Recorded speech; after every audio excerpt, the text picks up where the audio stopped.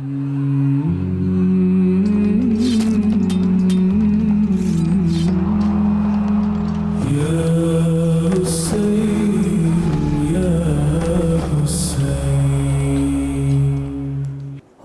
غم میں تیرے کائنات روتی ہے، نکل کے روتا ہے دن، چھپ کے رات روتی ہے، تو اس طرح سے لٹا کربلا میں ابن علی، تیری غریبی پہ کل کائنات روتی ہے۔ قالوا ان للہ و انا الیہ راجعون۔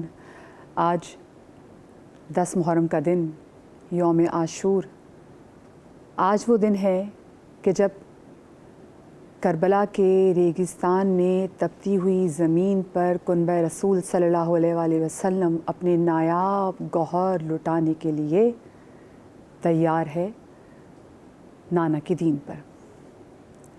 کربلا کے میسج میں آپ کو خدا کی وحدانیت کے علاوہ اور کچھ دکھائی نہ دے گا۔ کربلا کے میسج میں آپ کو خدا کی عبادت کے علاوہ کچھ دکھائی نہیں دے گا، اور ایک حیران کن، سمجھ میں نہ آنے والا توکل جو امام حسین ابن علی کو کربلا کے میدان میں، جہاں پر ہر طرف سے ملونوں نے گھیر رکھا ہے، ان کے کنبے کو خدا کی ذات پہ توکل ہے، نانا کی دین پہ بھروسہ ہے۔ اور یہ وہی لوگ جو میں کل بھی کہہ رہی تھی کہ ان کی اونرشپ نانا کی دین پہ اتنی تھی کہ ان کو معلوم تھا، یہ وہ لوگ نہیں ہیں جن کو پتہ نہیں تھا کہ فیوچر میں کیا ہونے والا ہے، یہ سب جانتے تھے۔ ان کی تربیت، ان کو پالا ہی ایسے گیا تاکہ جہاں جہاں میدان میں جو ان کے حصے میں جنگ آئے گی، یہ اس کو جیتتے جائیں۔ میرے ساتھ موجود ہیں مفتی نوید عباسی صاحب، میرے ساتھ موجود ہیں علامہ تقی مہدوی صاحب، آج ہمارے ساتھ قاری حسیب صاحب بھی موجود ہیں، ہمارے ساتھ موجود ہیں معروف نہا خان، رباب کمل صاحبہ، اور ہماری ریلیجیس اسکالر بہن عائشہ بلال میرے ساتھ موجود ہیں۔ آپ تمام تو لوگوں کو اس محفل میں، اس مجلس میں جہاں پر ہم اکٹھے ہوئے ہیں امام حسین کی خانوادے کو یاد کرنے کے لیے، ان کی قربانیوں کو یاد کرنے کے لیے، تو قربانی جیسے ہم نے کل بات بھی کی، کوئی معمولی قربانی تو تھی نہیں، لیکن اگر میں اس قربانی کے پیچھے مقصد جاننے کی کوشش کروں تو وہ مقصد آپ کو کیا نظر آتا ہے بڑا؟ نحمد نصلی علی رسولہ الکریم، اما بعد، بسم اللہ الرحمن الرحیم۔ اگر دین اسلام کو پھیلایا جائے تو آپ کو قرآن، حدیث، نبی علیہ السلام کی سنت، اصحاب پیغمبر کے اقوال، یہ تمام چیزیں پھیلی ہوئی نظر آئیں گی، اور اگر سارے دین کو سمیٹا جائے تو وہ آپ کو کربلا میں نظر آئے گا۔ قرآن مجید فرقان حمید کی جس آیہ مبارکہ کی طرف ابھی آپ نے اشارہ کیا، انا للہ و انا الیہ راجعون، یہ تو ہم سب پڑھتے ہیں، لیکن اس سے ما قبل دیکھیں تو قرآن کو سمجھنے کے لیے اس کا سیاق اور سباق بھی سمجھنا ضروری ہے۔ قرآن نے کہا وَلَنَبْلُوَنَّكُمْ بِشَيْءٍ مِّنَ الْخَوْفِ وَالْجُوعِ وَنَقْصٍ مِّنَ الْأَمْوَالِ وَالْأَنفُسِ وَالثَّمَرَاتِ وَبَشِّرِ الصَّابِرِينَ۔ قرآن مجید فرقان حمید کی یہ جو آیہ مبارکہ بتا رہی ہے نا کہ ہم تمہیں آزمائش میں مبتلا کریں گے، تمہیں آزمائیں گے، خوف سے، بھوک سے، نقص من الاموال والانفس، تمہاری جانوں میں، تمہارے مالوں میں کمی کر کے، تمہارے پھلوں میں کمی کر کے تمہیں آزمائیں گے۔ تو اس آزمائش، یعنی اس طرح کی آزمائش اگر کسی نے برداشت کی ہے، کوئی اس آزمائش پر پورا اترا ہے، تو وہ سید الشہداء جناب سیدنا حضرت امام حسین علیہ السلام کی ذات ہے۔ وہ قرآن مجید فرقان حمید کی اس آیہ مبارکہ کی عملی تفسیر ہے۔ ایک ہے ہم تفسیر بیان کرتے ہیں، مفسرین بیان کرتے ہیں، اور ایک اپنے عمل سے سید الشہداء نے کربلا میں بتائی ہے۔ اور اس سے ماقبل جائیں تو یا ایھا الذین آمنوا استعینوا بالصبر والصلاۃ، تو صبر و استقامت کا کوہ گراں اور نماز کا ایسا پابند کہ جب گلے پر ظالموں نے رکھ دیا کاٹنے کے لیے تلواریں، تو اس لمحے بھی وہ ان کو اللہ کی طرف بلا رہے ہیں۔ یہ ہیں سید الشہداء، یعنی اپنی ذات کی فکر نہیں ہے انہیں، اگر فکر ہے اس لمحے بھی تو اسلام کی، نبی علیہ السلام کی ذات کی، سامنے والے گمراہ نہ ہو جائیں۔ ہم نے کل کے پروگرام میں بات کی تھی کہ حضرت حر، ان کو حضرت امام حسین نے کیوں قبول کیا؟ حالانکہ ایک آدمی آپ کا راستہ روک لیتا ہے، لیکن جب وہ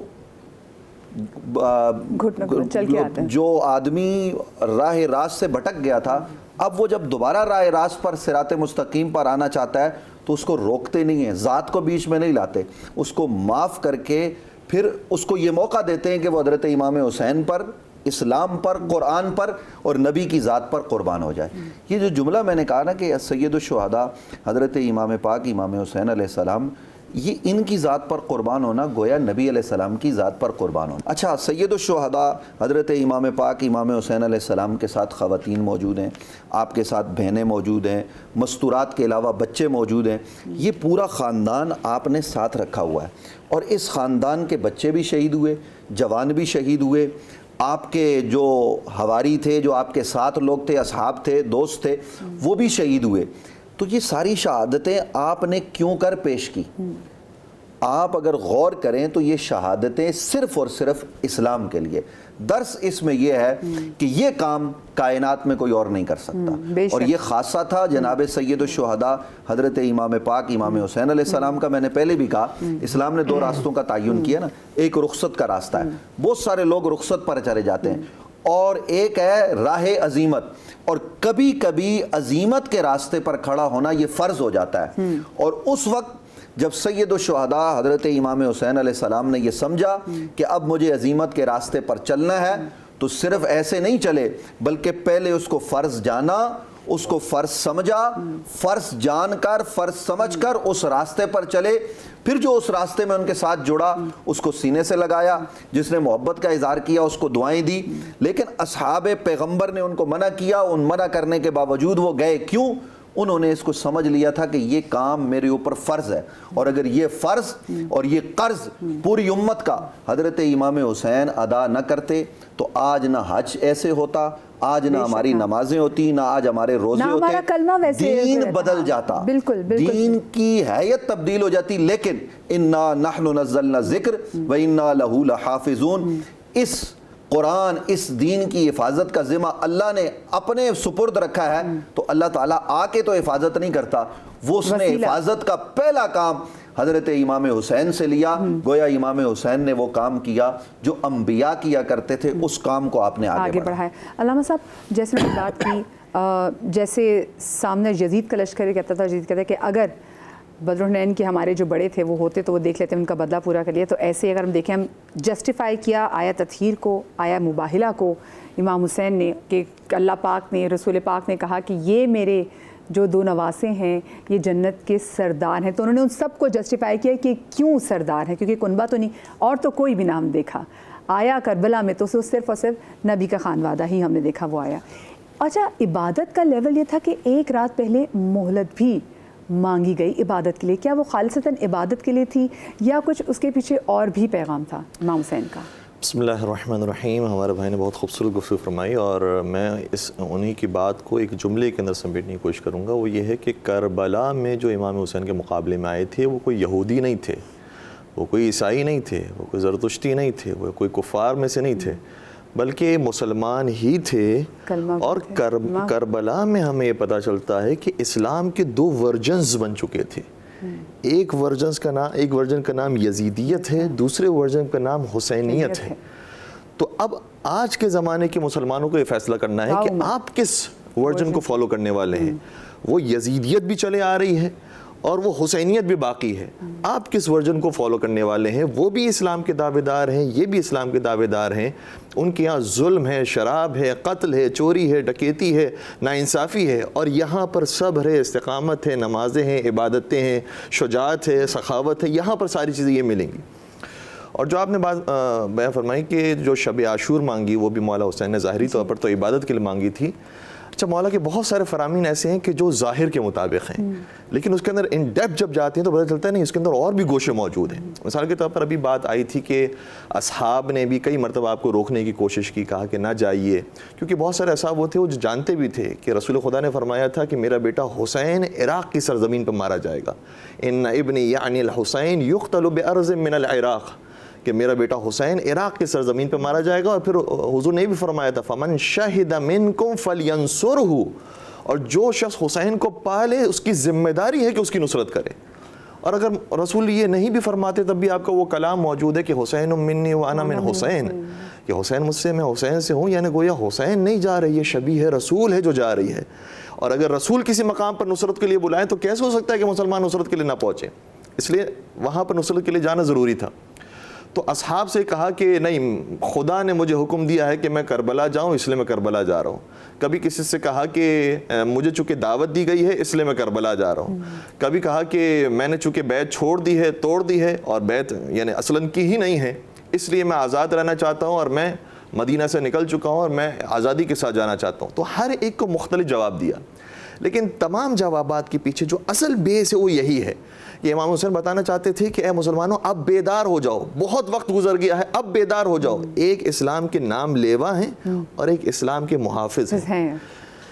کہیں تم غلط ڈائریکشن کی طرف نہ جانے پاؤ. اس لیے اب امام کا سفر تبلیغ ہے، سفر ہدایت ہے جو شروع ہو رہا ہے. اس لیے آپ نے اس بات کو واضح بھی فرمائی. ایک مقام پر فرماتے ہیں کہ انی لم اخرج اشرا ولا بطرا ولا ظالما ولا مفسدا ولكن خرجت لطلب الاصلاح في امة جدي محمد اريد ان امر بالمعروف وانهى عن المنكر واسير بسيرة جدي محمد وابي علي بن ابي طالب. فرماتے ہیں کہ میں اس لیے نہیں نکل رہا ہوں مدینہ چھوڑ کر کہ میں نعوذ باللہ کوئی فساد پھیلانا چاہ رہا ہوں، کسی حکومت کی لالچ میں ہوں. یہ ساری باتیں امام نے ایک ایک کر کے بیان کی کہ نہ میں کسی ظلم کے لیے، نہ کسی ناانصافی کے، میں ان چیزوں کی خاطر نہیں نکل رہا ہوں. میں تو یہ چاہتا ہوں کہ اپنے ہی نانا کی امت کے اندر اصلاح قائم کروں، اور میں یہ چاہتا ہوں کہ امر بالمعروف کروں، نہیں عن المنکر کروں، اور اس سیرت کو میں اجاگر کروں کہ جو میرے نانا رسول خدا کی سیرت تھی اور میرے بابا علی ابن ابی طالب کی سیرت تھی. تو وہاں پر آپ نے کلیئر کٹ بتایا ہے کہ دیکھو اسلام کے اب 2 ورژنز ہو گئے ہیں، اس ورژن کو جو اصلی اسلام ہے اور خالص اسلام ہے اس کو میں پہنچانے کے لیے آیا ہوں. تو شب عاشور کے بارے میں بھی یہ معاملہ ہے کہ آپ نے ایک تو ظاہری طور پر بیان فرمایا، کیونکہ 9 محرم کو شمر جب آیا تھا ابن زیاد کی طرف سے، تو پہلے تک عمر سعد کو جب 3 محرم کو عمر سعد آیا اور بھیجا گیا تھا تو عمر سعد ڈاؤٹ فل تھا کہ میں کام کروں نہ کروں. میں نے حدیثیں سنی ہیں، اور عمر سعد کوئی معمولی انسان نہیں ہے، یہ سعد ابن ابی وقاص کا بیٹا ہے. تو عمر سعد جانتا ہے حسین ابن علی کو، اور کئی ساری روایات موجود ہیں، اور تقریباً اس کے اوپر اتفاق ہے کہ جب عمر سعد چھوٹا تھا تو اس کو کئی دفعہ لوگ کہتے تھے کہ تو ہی حسین کا قاتل بنے گا. جب وہ مسجد میں آتا تھا کہتے تھے لوگ کہ حسین کا قاتل آ گیا. تو ایک مرتبہ عمر سعد نے امام حسین کے پاس آ کر کہا کہ لوگ میرا اس طرح سے مذاق اڑاتے ہیں اور کہتے ہیں کہ میں آپ کا قاتل بنوں گا، یہ کیسی بہکی بہکی باتیں کرتے ہیں. تو امام نے فرمایا وہ جاہل نہیں ہے، وہ عالم ہے، جو وہ کہہ رہے ہیں وہ حدیث کے مطابق کہہ رہے ہیں اور ایسا ہی ہوگا. تو عمر سعد جو اس قدر عظیم صحابی کا اور ایک معتبر انسان کا اور ایک جو مشہور شخصیت ہے اس کا بیٹا ہونے کے باوجود وہ گھبرایا ہوا ہے کہ میں کام کروں یا نہیں کروں. لیکن اندر جو انسان کی محبت ہوتی ہے نا وہ خدا آشکار کروانا چاہتا ہے. تمہارے دل میں رسول کی، آل رسول کی، ایمان کی، اسلام کی محبت ہے یا دنیا کی اور حکومت کی محبت ہے؟ تو لباس تو اب تک اسلام کا پہنا ہوا تھا، لیکن جب کہا ابن زیاد نے کہ جو ملک رہ کی حکومت ہم نے دینے کا وعدہ کیا ہے وہ اس وقت دیں گے جب یا تو بیعت لے کر آ حسین سے یا سر حسین کو لے کر آ. تو پھر وہ ڈاؤٹ فل ہو گیا، اور پھر اس نے کہا کہ ٹھیک ہے مجھے اگر حکومت اسی طرح سے ملنے والی ہے تو میں سر لانے کے لیے تیار ہوں. تو 3 محرم کو پہنچنے کے بعد وہ ڈاؤٹ کا اظہار کرتا رہا. ابن زیاد کو بھی خط لکھتا رہا کہ حسین مان رہے ہیں، حسین آنے والے ہیں، حسین قریب ہیں، حسین سے مذاکرات ہو رہے ہیں، بات ختم ہونے والی ہے. لیکن ابن زیاد سمجھ رہا تھا کہ عمر سعد یہ کام نہیں کرنا چاہ رہا. اس لیے آخری موقع پر 9 محرم کو شمر کو یہ نامہ لے کر بھیجا کہ اگر عمر سعد یہ کام نہ کرے تو اے شمر تو کہنا عمر سعد سے کہ اب یہ افسری مجھے دے دے اور تجھے معزول کر دیا گیا ہے، اور اگر وہ یہ کام کرے گا تو اس کے گھر والوں کو اور اس کو جو انجام تو پہنچائیں گے وہ اپنی جگہ پر ہے، اور پھر تم جنگ کا آغاز کر دینا. تو شمر آیا 9 محرم کو حملہ کرنے کے لیے، اور حملے کا آغاز ہو گیا. امام حسین علیہ السلام خیمے کے اندر موجود تھے. آپ نے جب یہ شورغل دیکھا تو کہا کہ کیا ماجرا ہے؟ حضرت عباس کو بھیجا. حضرت عباس نے کہا کہ انہوں نے جنگ کا آغاز کر دیا ہے. تو امام حسین نے فرمایا کہ عباس اگر ہو سکے تو ان سے 1 رات کی مہلت لے کر آؤ تاکہ حسین بھرپور طریقے سے نمازیں پڑھ سکے، بھرپور طریقے سے عبادت کر سکے. اور حضرت عباس جب گئے ہیں تو ان کی شجاعت، ان کی ہیبت ایسی تھی جو سامنے جنگجو آئے لڑنے کے لیے. حضرت عباس نے کہا کہ میرے امام کا پیغام سنو. میرے امام نے کہا ہے کہ آج کے دن جنگ نہ کی جائے، کل کے دن فیصلہ ہوگا کہ جنگ ہونی ہے یا نہیں ہونی. تو اس موقع پر بعض لوگ ایسے تھے وہ کہہ رہے تھے کہ کیا ہم بات مان لیں کیا بات نہ مانیں. تو بعض نے کہا کہ جب رسول کا نواسہ کہہ رہا ہے ایک دن کے لیے، ہم تو عام مسلمان کی بات بھی مان لیں تو رسول کا نواسہ کہہ رہا ہے تو بات مان لیتے ہیں، کیا حرج ہے، کل کے دن یہ کام ہو جائے گا. تو اس موقع پر امام حسین نے فرمایا انہ یعلم انی احب الصلاۃ لہ وتلاوۃ کتابہ، میرا خدا خوب جانتا ہے کہ مجھے نمازوں سے اور قرآن سے کتنا عشق ہے.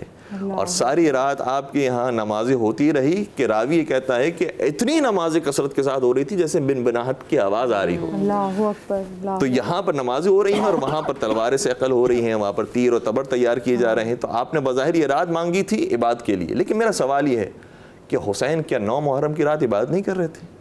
8 محرم کی رات عبادت نہیں کر رہے تھے؟ 7 کو 6 کو؟ کون سی شب ہے جب نہ کی ہو؟ کیسے ہو سکتا ہے؟ آپ تو ہزار رکعت نماز پڑھنے والے تھے. بالکل سید الساجدین کے والد ہیں آپ تو. صحیح بات. تو کیسے ہو سکتا ہے کہ آپ آج کی رات سے عبادت کرنے والے ہوں؟ یہ تو ہو نہیں سکتا. یہ گویا ایک اشارہ ہے کہ اگر تمہارا بھی دعویٰ یہ ہے کہ تم بھی لا الہ الا اللہ محمد رسول اللہ کو ماننے والے ہو اور خدا کے بندے ہو، تو دیکھو میں بھی بندہ ہوں خدا کا، میں بھی خدا کی بندگی کر رہا ہوں. تم بھی اگر واقعی بندے ہو تو بندگی کرو. اور پھر خدا کے راستے کی طرف دعوت دی. اور پھر جب یہ رات ختم ہوئی اور صبح کا وقت نمودار ہوا تو پھر ہمیں اصل وجہ سمجھ میں آئی کہ اس عبادت کو دیکھنے کے بعد بعض میں سے بھی بہت نمک کے دانوں کے برابر یا اس سے بھی کم افراد وہ تھے جن کا دل اب پسیج گیا. اب ان کا دل بالکل موم ہو گیا اور نرم ہو گیا. اور ان میں سے افراد میں سے ایک شخص جو سب سے زیادہ مشہور شخصیت ہے حضرت حر علیہ السلام کی، کہ جنہوں نے رستہ روکا تھا، پیچھے نماز پڑھی تھی، جب لگام کو پکڑا تھا تو امام نے فرمایا ثقلت قوم کا یا حر، اور جواب میں کہا تھا کہ میں آپ کی ماں کو اس نام سے نہیں پکار سکتا کیونکہ آپ کی ماں وہ ہے کہ جن کا نام بغیر طہارت کے نہیں لیا جا سکتا. اور پھر چلتے چلتے یہ سارے مناظر، اور پھر حر کے لشکر کو پانی پلانا، گھوڑوں کو سیراب کرنا، وہ جو پیچھے رہ گیا اس کو بھی سیراب کرنا، سارے اخلاقیات کے جب مناظر دیکھ لیے. کربلا میں پہنچ کر مولا کا زمین کو خریدنا، زمین خریدنے کے بعد اس کو اس شرط کے ساتھ دے دینا کہ جو میرا زائر آئے اس کو میری خبر کا بتا دینا، میرے لاشوں کو دفنا دینا، یہ ساری چیزیں حر دیکھتے ہوئے آیا تھا. اور آخری رات جب عبادت پروردگار میں بھی اس نے دیکھ لی تو اب گویا عاشور کا سورج نمودار نہیں ہوا ہے، حر کے مقدر کا سورج نمودار ہوا. اور اس نے کہا کہ میں دیکھ رہا ہوں اپنے سامنے، ایک طرف جہنم ہے ایک طرف جنت ہے، اور میں کبھی بھی جہنم کو جنت پر فوقیت نہیں دے سکتا. وہاں جنت بھی ہے، جنت کے شہزادے بھی ہیں. اور چل پڑا امام حسین علیہ السلام کی طرف اور کہا کہ حل لی توبہ، کہ میرے لیے بھی توبہ ہے. آپ تو رحمت للعالمین کے نواسے ہیں، کیا میرے لیے بھی توبہ ہے؟ میں وہی ہوں، آپ اگر مجھے نہیں پہچانتے تو میں وہی ہوں جس نے آپ کا راستہ روکا، جس نے آپ کو کربلا تک لے کر آیا، جو 7 محرم کو پانی بند کروانے والوں میں بھی شامل تھا، جس نے آپ کے بچوں کی التش کی آوازیں سنی. اب میں آیا ہوں توبہ کرنے کے لیے، کیا میرے لیے بھی توبہ کا راستہ ہے؟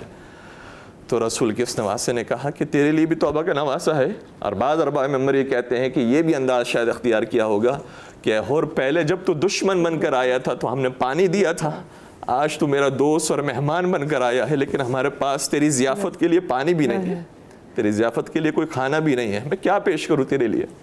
تو حر نے بھی کہا ہوگا مجھے شرمندہ نہیں کیجیے گا، مجھے جانے کی اجازت دیجیے. اور بعض ارباب ممبر نے کہا ہے اور مقاتل نویسوں نے لکھا ہے کہ سب سے پہلے جو شہدائے کربلا میں جا کر جام شہادت نوش فرماتے ہیں وہ حضرت حر ابن یزید رہائی تھی. اور یہ بھی ہے کہ بعض روایت میں بھی کہ ان کے بیٹے، کیونکہ وہ بیٹے بھی ساتھ آئے تھے تو ان کے بیٹے، ہاں تو بعض روایتوں میں کیونکہ وہ پہلے شہید ہوئے تو خود امام حسین کا جنازہ لے کر، کیونکہ وہ جانتے تھے کہ جوان بیٹے کا جنازہ اٹھانا کتنا مشکل ہوگا. اور کربلا کے میدان میں ہم نے دیکھا کیسے کڑیل جوان کی لاشیں کو خیموں تک لے کر آئے امام حسین. جیسے انہوں نے بات کی، ہم نے کیونکہ ایک رات پہلے سے ہم نے بات جو شروع کی اور کل ہم نے اسپیسیفکلی کربلا کی ماؤں کے والے سے بات بھی کی، آج تو ہم نے اس عظیم ماں کے والے سے بات بھی کرنی ہے جنہوں نے اپنے دونوں بیٹے امام حسین علیہ السلام پہ قربان کیے.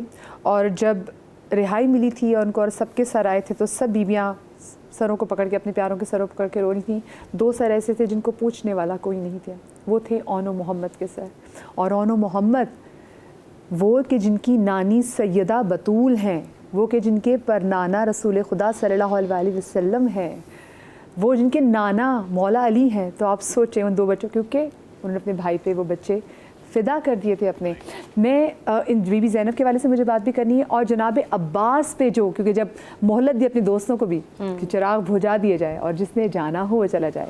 تو اب یہ نہیں صرف عبادت کریں، ابھی بھی مہلت دے رہے ہیں. میں اس مہلت کے والے سے بات کروں گی ایک چھوٹی سی بریک.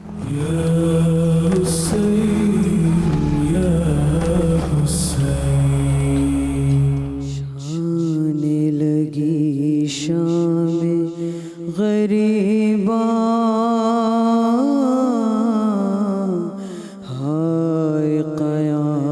قیامت کا ہے سما،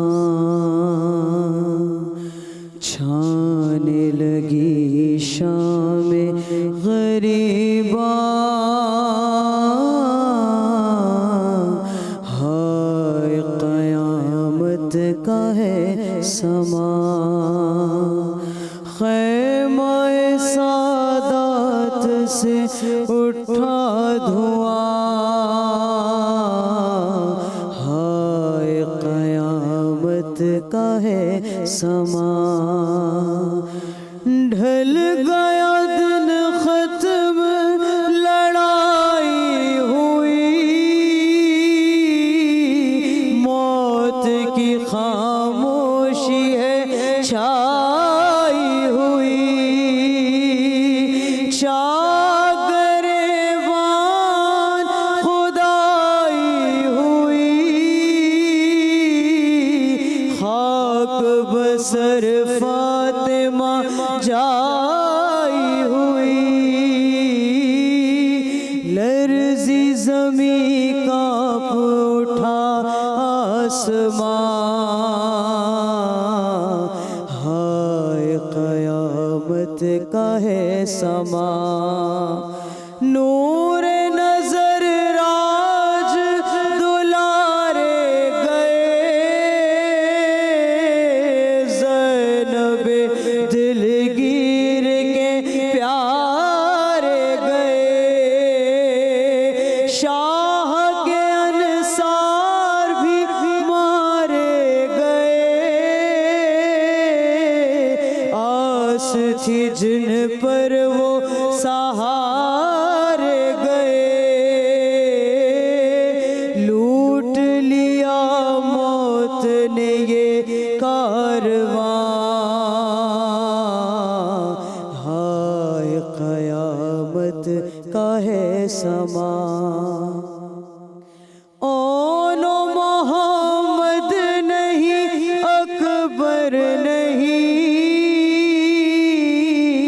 سرور و عباس دلاور نہیں، ہائے کوئی مونس و یاور نہیں، خیمہ نہیں مقنع و چادر نہیں، دشت میں ہے آل نبی بے امان، ہائے قیامت کا ہے سما، چھانے لگی شام غریباں، ہائے قیامت کا ہے سما۔ جزاک اللہ جیتے رہیے۔ بریک کے بعد ہم آپ کو ایک بار پھر سے خوش آمدید کہتے ہیں، اور بریک پر جانے سے پہلے جسے ہم تذکرہ کر رہے تھے اس آخری شب کا، شب عاشور کا، جو کہ عبادت کے لیے بھی مانگی گئی، اور اس میں امام نے چراغ بھی بجھایا، اور امام نے اپنے عزیز و قارب دوستوں، اپنے اصحاب کو بولا کہ جو جانا چاہتا ہے وہ چلا جائے، اور اس کے بعد ایک یقین کامل اپنے بھائی پہ بھی، عباس پہ بھی، کہ کہا بھی انہیں کو کہ عباس چراغ بجھا دو، اور عباس چراغ بجھا دو۔ تو یہ اس ذرا رات کے والے سے ہم بات کرنا چاہیں گے۔ اعوذ باللہ من الشیطان الرجیم، بسم اللہ الرحمن الرحیم، اللہم صلی علی محمد وعلی آل محمد وعجل فرجہم اجمعین۔ اللہ تعالیٰ کا بڑا احسان، کرم خاص کہ اس نے یہ توفیق بخشی کہ ہم ان نفوس قدسیہ کا ذکر کر رہے ہیں کہ جن کا ذکر عبادت ہے، اور دعا کرتی ہوں کہ اللہ رب العالمین ہمیں، ہم سب کو، جتنے ہم یہاں بیٹھے ہیں، اگر ظہور امام مہدی ہو تو اللہ تعالیٰ ہم سب کو ان کا ساتھ نصیب کرے، آمین ثم آمین۔ جس طرف آپ نے اشارہ کیا ہے اس سے قبل میں چند باتیں کرنا چاہتی ہوں۔ نبی آخر الزمان صلی اللہ علیہ وسلم سے محبت کے کچھ تقاضے ہیں، اور اس میں تقاضوں میں سب سے پہلے کہ نبی سے محبت کی جائے، پھر نبی کی اطاعت کی جائے، اور نبی کی اتباع کی جائے۔ نبی سے محبت کیا ہے؟ کہ جو نبی کہتے ہیں وہ ہم کریں، اور جس سے نبی روکتے ہیں اس سے ہم رک جائیں۔ اطاعت کیا ہے؟ کہ نبی صلی اللہ علیہ وسلم نے جن چیزوں کا حکم دیا ہے اور کرنا ضروری ہے تو اس کی پیروی کی جائے۔ اتباع کیا ہے؟ اتباع وہ کام ہے کہ جس کا نبی نے حکم نہیں دیا ہے، نبی نے جیسے نبی بیٹھے جس طرح کی گفتگو کی، نبی کے ایک ایک اشارے کو سمجھنا یہ اتباع کہلاتا ہے۔ نبی غم حسین میں روئے، ہم کہتے ہیں نا کہ ہم روتے کیوں ہیں، اور ابھی شہادت نہیں ہوئی تھی، نہیں اس سے ہوئی ہے، پہلے۔ اور اس سے قبل گریا کرنا، آنسوؤں کو بہانا، گلو کو چومنا، امام علی مقام کو سونگھنا، یہ سب کیا تھا؟ نبی صلی اللہ علیہ وسلم کی ادائیں تھیں، اور اس کی اتباع کرنا یہ نبی صلی اللہ علیہ وآلہ وسلم کے محبت کے تقاضوں کو پورا کرتا ہے۔ نبی نے ہمیں 4 چیزیں سکھائی ہیں: الحب للہ والبغض للہ، محبت کرو تو اللہ کے لیے کرو، اور بغض رکھو تو اللہ کے لیے رکھو۔ کسی کو کچھ دے دو تو بھی اللہ کے لیے ہو، اور کسی سے کچھ روک لو تو وہ بھی اللہ کے لیے۔ اور یہ تمام چیزیں ہمیں ان نفوس قدسیہ میں نظر آئی ہیں، جیسا کہ آیات ربانی ہے، قل ان صلاتی و نسکی و محیای و مماتی للہ رب العالمین، کہہ دو کہ بے شک میری نماز، میری قربانی، میرا جینا، میرا مرنا سب اللہ کے لیے۔ میں یہ سمجھتی ہوں کہ اس آیات کو ذرا غور کریں نا تو ایسا بالکل کلیئر ہوتا ہے، امام علی مقام کی جو شہادت ہے نا اس میں کلیئر ہے، نماز کے بعد قربانی، ان کا جینا، ان کا مرنا سب اللہ کے لیے۔ بے شک بے شک۔ اور پھر ہم اس منظر کو دیکھتے ہیں کہ اندھیری رات ہے،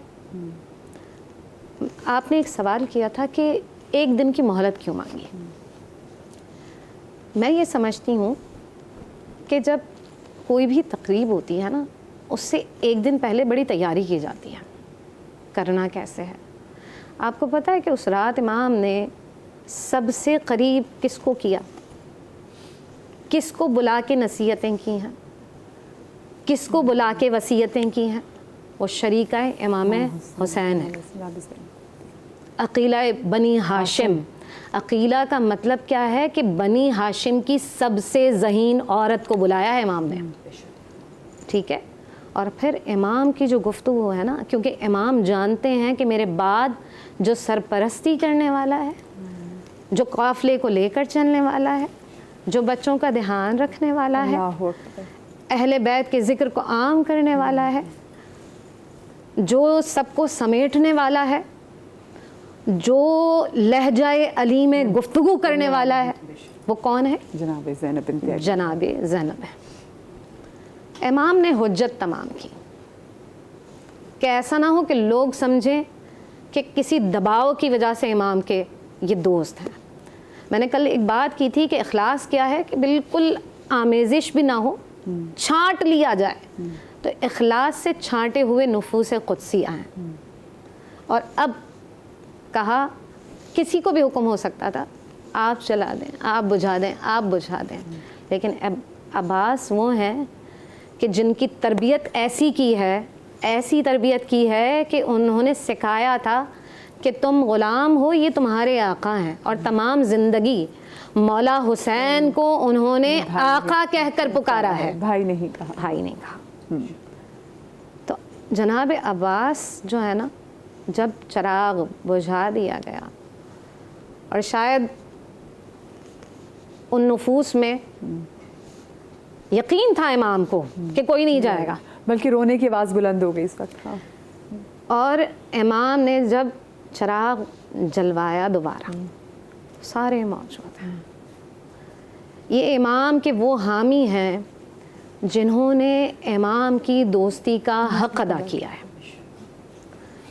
اور آپ یہ دیکھیں کہ تمام رات یہ جو جناب زینب کی اگر ہم بات کریں نا، جناب زینب نے اپنے نکاح سے قبل ایک شرط لکھوائی تھی۔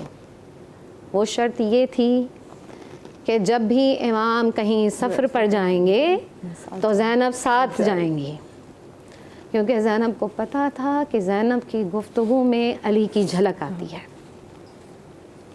اور جناب زینب وہ نفوس قدسیہ میں شامل ہیں کہ جن کی نماز شب کبھی قضا نہیں ہوئی ہے، شب عاشور بھی نہیں اور شب عاشور کے بعد بھی نہیں۔ نقاہت کی وجہ سے اور غم کی وجہ سے اس دن کی جو شب عاشور کے بعد کی نماز ہے وہ آپ نے بیٹھ کے پڑھی تھی.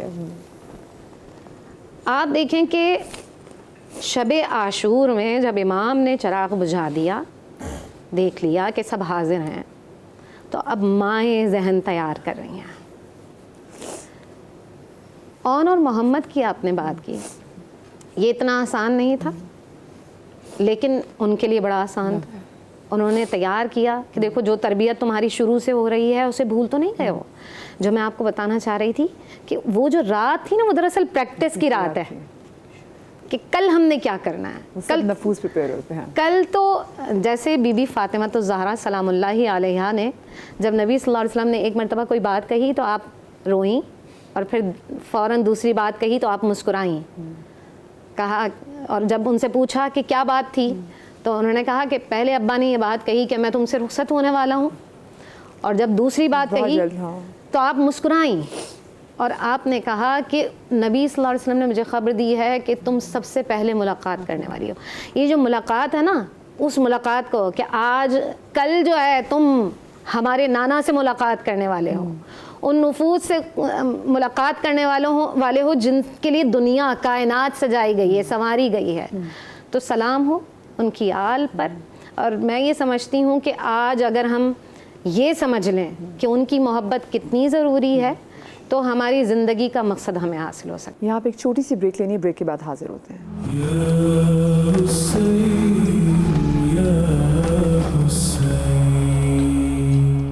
بریک کے بعد آپ کو خوش آمدید کہتے ہیں. کیا کائنات میں کوئی ایسی ماں ملتی ہے جو کہ اپنے دونوں بیٹوں کو اپنے بھائی پہ فدیہ کر دے؟ یہ عزم, یہ حوصلہ, اور بیسکلی جو یوم عاشور میں صرف شجاعت یہ نہیں کہ کربلا کے میدان میں امام حسین نے دکھایا, تو شجاعت تو جناب زینب کی جانب سے بھی دکھائی گئی تھی. دیکھیے, ایک تو پہلی بات یہ سب کو ذہن میں رکھنی چاہیے ہمارے سننے والوں کو کہ یہ اہل بیت اطہار کا تذکرہ کوئی روایت نہیں ہے, اور اہل بیت کا تذکرہ کرنا یہ فرض ہے, اور اس سے زیادہ اہل بیت سے محبت کرنا فرض ہے, حیات ہے ہماری. اور میں یہ وہ تو قرآن مجید نے کہا نا, وَلَا تَقُولُوا لِمَن يُقْتَلُ فِي سَبِيلِ اللَّهِ أَمْوَاتٌ بَلْ أَحْيَاءٌ وَلَٰكِن لَّا تَشْعُرُونَ. یہ جو اب پہلے ہم نے آیتیں پڑھی کہ جو اللہ کے راستے میں شہید کر دیے جائیں تم انہیں مردہ گمان بھی نہ کرو, وہ زندہ ہیں. بَلْ أَحْيَاءٌ وَلَٰكِن لَّا تَشْعُرُونَ, تمہیں ان کی زندگی کا شعور نہیں ہے. دوسرے مقام پہ فرمایا بَلْ أَحْيَاءٌ عِندَ رَبِّهِمْ يُرْزَقُونَ, وہ زندہ ہیں اور اللہ کے ہاں سے ان کو رزق بھی دیا جاتا ہے. یہ تو شہداء کا مقام ہے, اور پھر جو سید الشہداء ہوں ان کا کیا مقام و مرتبہ ہوگا. تو میں کہنا یہ چاہ رہا ہوں کہ جو اہل بیت اطہار ہیں ان سے محبت کرنا فرض ہے, جیسا کہ نماز فرض ہے ویسے اہل بیت سے محبت فرض ہے. لیکن فرق ہے, نماز اپنے وقت پر فرض ہے اور اہل بیت نبوت سے ہر وقت محبت کرنا فرض ہے. تو اس بات کو ہمیں سمجھنے کی ضرورت ہے. باقی آپ نے جو کہا کہ سیدہ طیبہ حضرت زینب, تو وہ بیٹی کس کی, وہ نواسی کس کی ہیں, ان کی رگوں میں خون کس کا ہے. تو جب یہ اتنی ساری چیزیں خاندانی طور پر مل رہی ہوں, ان کی تربیت کس نے کی, تو پھر انہوں نے وہی کردار ادا کرنا تھا جو کردار ان کو ادا کرنا چاہیے, اور وہ انہوں نے کر کے دکھایا ہے. کہ وہ کسی نے کہا نا کہ کربلا دو باب است, یکے حسین رقم کردن دیگر زینب, کہ ایک باب تو حضرت امام حسین نے مکمل کیا کربلا میں. اگر کربلا کے بعد سیدہ زینب جرت بہادری نہ دکھاتی تو شاید کربلا کا جو سبق آج ہے وہ اس صورت میں نہ ہوتا. سیدہ زینب کو جہاں حضرت امام پاک امام حسین علیہ السلام وہ ان کو وصیت اور نصیحت کر رہے ہیں, وہاں وہ خود آگے بڑھ کر بھائی کے کندھے سے کندھا ملا کے کھڑی ہیں, اور اپنے بچوں کو کیا, وہ خاندان کے تمام افراد کو یہ بتا رہی ہیں کہ دیکھو یہ نواسۂ رسول ہیں, یہ ہمارے آقا ہیں. اور پھر وہ اپنے بچوں کو, کون ماں ہے, یعنی کسی کے بچے کو آج کانٹا چبھ جائے نا تو مائیں تکلیف سے تڑپ اٹھتی ہیں. ہمارے بیٹے ہیں, ہمیں پریشانی نہیں ہوتی کہ بھائی لگ گئی کوئی بات نہیں, لیکن گھر میں ہم دیکھتے ہیں تو ماں تڑپ رہی ہوتی ہے, جی اس کے سر میں درد ہو گیا, کیا ہو گیا, ٹھیک ہو جائے گا. لیکن وہ ماں, اس کی عظمت پر لاکھوں کروڑوں سلام کہ جوان بچوں کی لاشیں سامنے آ گئی, بتیجوں کی سامنے آ گئی, اور وہ کیا کہہ رہی ہیں, انا للہ و انا الیہ راجعون. وہ صابرہ, وہ شاکرہ, اور پھر وہ منظر کہ سب کو سہارا دینے کے لیے حضرت امام پاک امام حسین علیہ السلام موجود ہیں، اور جب امام جا رہے ہیں رخصت بھی لوگوں کو وہ کر رہے ہیں، تو امام پاک کو رخصت کرنے کے لیے حضرت سیدہ زینب موجود ہیں، اور پھر حضرت امام پاک امام حسین کی شہادت کے بعد وہاں کربلا میں جو کچھ ہوا، اور کربلا کے بعد پھر جب ابن زیاد کے سامنے آپ نے لوگوں کو بتایا کہ دیکھو ہم کون ہیں، اور جب وہاں دمشق کی گلیوں میں ان کو چلایا گیا نا، تو لوگوں نے یہ کہا کہ یہ تو باغی تھے حکومت کے، ان کو قتل کر دیا گیا۔ لوگ چھتوں پہ چڑھ کر اس جلوس کو دیکھتے تو سیدہ طیبہ حضرت زینب لوگوں کو بتاتی کہ ہم باغی نہیں ہیں، بلکہ ہم رسول کے گھرانے کے لوگ ہیں، انہوں نے یہ ظلم کیا ہے۔ اور دربار یزید میں کھڑے ہو کر حضرت سیدہ زینب نے، آج حکمرانوں کے خلاف بات نہیں ہو سکتی، لوگ نہیں کر سکتے، کوئی ظالم حکمران ہو، آج امریکہ کے خلاف بات کریں لوگ نہیں کر سکتے، لیکن سیدہ زینب نے کسی میڈیا کے چینل پر نہیں، کوئی دور دراز علاقے میں نہیں، یزید کے دربار میں کھڑے ہو کر اس کو بتایا کہ ہم کون ہیں، تو کون ہے۔ اور پھر ان کے خطبے شروع تھے، اور پھر جناب امام زین العابدین جب بولنے لگے تو اس نے کہا اذان دے دو، تب انہوں نے کہا کہ جو اذان دے رہے ہو نا، یہ محمد الرسول اللہ جو کہا گیا ہے یہ تمہارے نہیں، یہ ہمارے نانا ہے، یہ ہمارے جد اعلیٰ ہیں۔ تو اس طریقے سے یہ مظالم ڈھائے گئے، یہ سب کچھ ہوا۔ آپ ذرا دیکھیے کہ ان لبوں پر اس خاتون نے برداشت کیا ہے، ان کی عظمت کو کیا کیا سلام میں کروں، کہ سامنے نواسہ رسول کے ہونٹوں پر، ذرا سوچے غور کریں کہ آپ نے شہید کر دیا، چھوڑ دیں، آپ گردن اتار کے، اور آپ اس گردن کو، سر مبارک کو ساتھ لے کے جا رہے ہیں، اور پھر نو کے نیزہ پہ، ہاں کس کے سر کو آپ نے اٹھا رکھا ہے؟ وہ سر جس کو رسول نے بوسے دیے، وہ سر جس کو سامنے دیکھ کر حضرت ابوبکر کھڑے ہو جاتے تھے، وہ سر جس کی عظمتیں اللہ کا قرآن بیان کر رہا ہے، آپ نے اس کو نیزوں پہ بلند کیا اور پھر دمشق کی گلیوں میں چلایا۔ وہاں یہ سارے چیزیں یہ کیوں کیا اس یزید لعین نے؟ اور مجھے یہ کہنے دیجئے کہ یزید کو میں، اگر مجھ سے کوئی پوچھے نا، تو آج لوگ یہ بھی کہہ دیتے ہیں دو شہزادوں کی جنگ اور بہت ساری باتیں، شاید کچھ لوگ کھل کے نہیں کہہ سکتے، لیکن اپنے آپ وہ کھل کے یزیدیت بیان کرتے ہیں، ناسبیت اور خارجیت کے بیج بوئے جاتے ہیں، اور اہل بیت کی محبت کو لوگوں کے دلوں سے نکالنے کی کوشش کی جاتی ہے، اور جس نے اہل بیت سے محبت کرنی ہے اس کے دل سے کوئی نکال سکتا نہیں، کیونکہ حسین کسی کی میراث نہیں ہے، حسین کل کائنات کے ہیں۔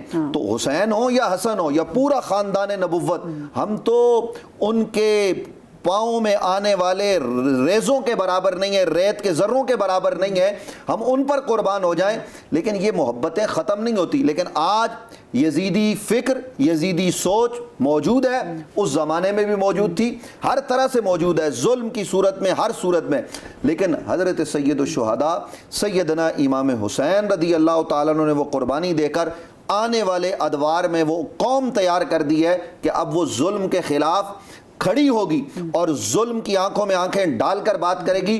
عورتیں اگر کریں گی تو ان کو سیدہ زینب نظر آئیں گی، مرد کریں گے تو ان کو کربلا کے لوگ نظر آئیں گے، حضرت سید الشہداء کے صاحبزادے حضرت امام زین العابدین نظر آئیں گے۔ اور یہاں یہ بات بھی میں ناظرین کی خدمت میں اس لمحے رکھنا چاہتا ہوں کہ ذرا سوچئے، غور کیجئے کہ اس پورے خاندان پر یہ قیامت بپا ہو گئی، اس قیامت کے بعد بھی وہ مدینے آئے تو اہل مدینہ نے ان سے کہا کہ ہم اٹھ کے جہاد کریں گے۔ حضرت امام زین العابدین نے کہا مجھے کچھ نہیں کرنا۔ اہل مدینہ کھڑے ہو گئے، انہوں نے قیام کیا، وہ بغاوت نہیں تھی۔ میں اس لیے جملے کہہ رہا ہوں کہ میں اپنی ذمہ داری پر یہ بات کر رہا ہوں، کائنات کا بدترین کافر کوئی ہے تو وہ یزید ہے، کیونکہ ایک آدمی کافر ہوتا ہے اور جب وہ اسلام قبول کر کے لا الہ الا اللہ محمد رسول اللہ پڑھ کر وہ دائرہ اسلام میں داخل ہو جائے تو وہ مسلمان کہلاتا ہے، لیکن اس کے بعد اگر وہ اسلام سے نکل جائے تو وہ مرتد کہلاتا ہے۔ یہ مرتد سے بھی زیادہ بدترین انسان تھا۔ اس لیے ہمیں میں صرف یہ بات عرض کرنا چاہتا ہوں، یہ پیغام دینا ہے کہ دیکھیے، آئیے جڑ جائیے اہل بیت نبوت سے، کون کیا ہے، وہ کس انداز میں ذکر حسین کرتا ہے، اس کو چھوڑیے، آپ اپنا انداز اختیار کیجئے۔ میں یہ صرف کہنا چاہتا ہوں، آج کے دن آپ نہیں جا رہے جلوس میں جانا فرض نہیں، لیکن کم از کم اپنے گھر میں اور لوگوں اپنے بچوں کو بٹھا کے، آج بعد نماز جمعہ بٹھا کر آپ اپنے بچوں کو تو یہ درس دو کہ حسین کون ہے، اہل بیت اطہار سے محبت، ان کو بتاؤ کہ اہل بیت کے بچے کس طریقے سے کربلا میں شہید ہوئے، تو ان کے سامنے کربلا بیان کرو، گھر میں کرو۔ شاید ہمارا بھی مقصد یہی ہے کہ ہم جو آج یہاں پہ بیٹھے ہیں اور وہ جو مقصد امام حسین کا بیان کرنا، ہم جو جناب زینب کے حوالے سے، ان کی فضیلت کے حوالے سے بات کر رہے تھے، تو کفار شام کے دربار میں جب وہ جوش میں آئی ہیں اور جب بی بی نے خطاب کیا ہے، تو وہاں پر ایک ضعیف شخص جو نابینا بیٹھا تھا، تو انہوں نے کہا کہ کیا دربار میں علی آ گیا ہے، تو ان کے لہجے میں جو علی کی پکار تھی وہ سنی جا سکتی تھی۔ میں چاہتی ہوں جناب زینب کے حوالے سے دیکھیں، اس کے بعد میں شہادت کی طرف بھی چلی جاؤں گی علامہ صاحب، جو آپ کو پھر بیان بھی کرنی ہے، لیکن میں جناب زینب کے خطبوں کے حوالے سے بات کرنا چاہوں گی کہ جنہوں نے یزید کے دربار کو لا دیا۔ اور ساتھ میں ایک سوال جو بہت زیادہ کیا جاتا ہے، اور ہم بھی اپنے بڑے بزرگوں سے کرتے تھے، کہ کس کا جہاد بڑا تھا، امام حسین کا جہاد زیادہ بڑا تھا یا جناب زینب کا جہاد زیادہ بڑا تھا؟ میں اس کا جواب آپ سے طلب کروں گی، لیکن ایک چھوٹی سی بریک کے بعد۔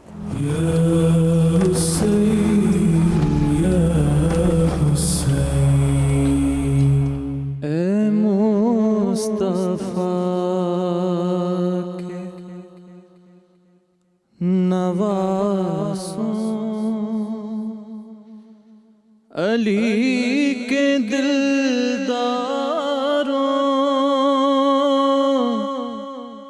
تمہیں خدا کے یہ بندے سلام کہتے ہیں۔ اے مصطفیٰ کے نواسوں، دیا جلا کے بجھا کے جناب غازی نے علی ولی کے وہ بچپن کے پیارے ماضی نے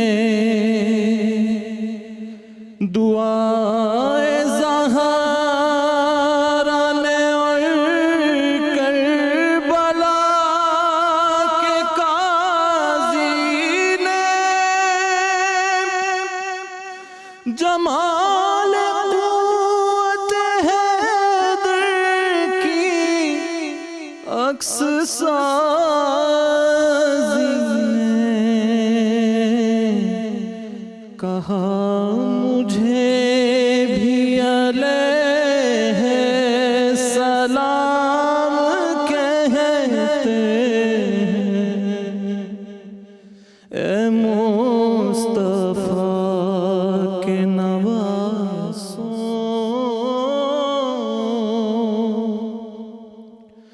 حبیب ابن مظاہر جو کربلا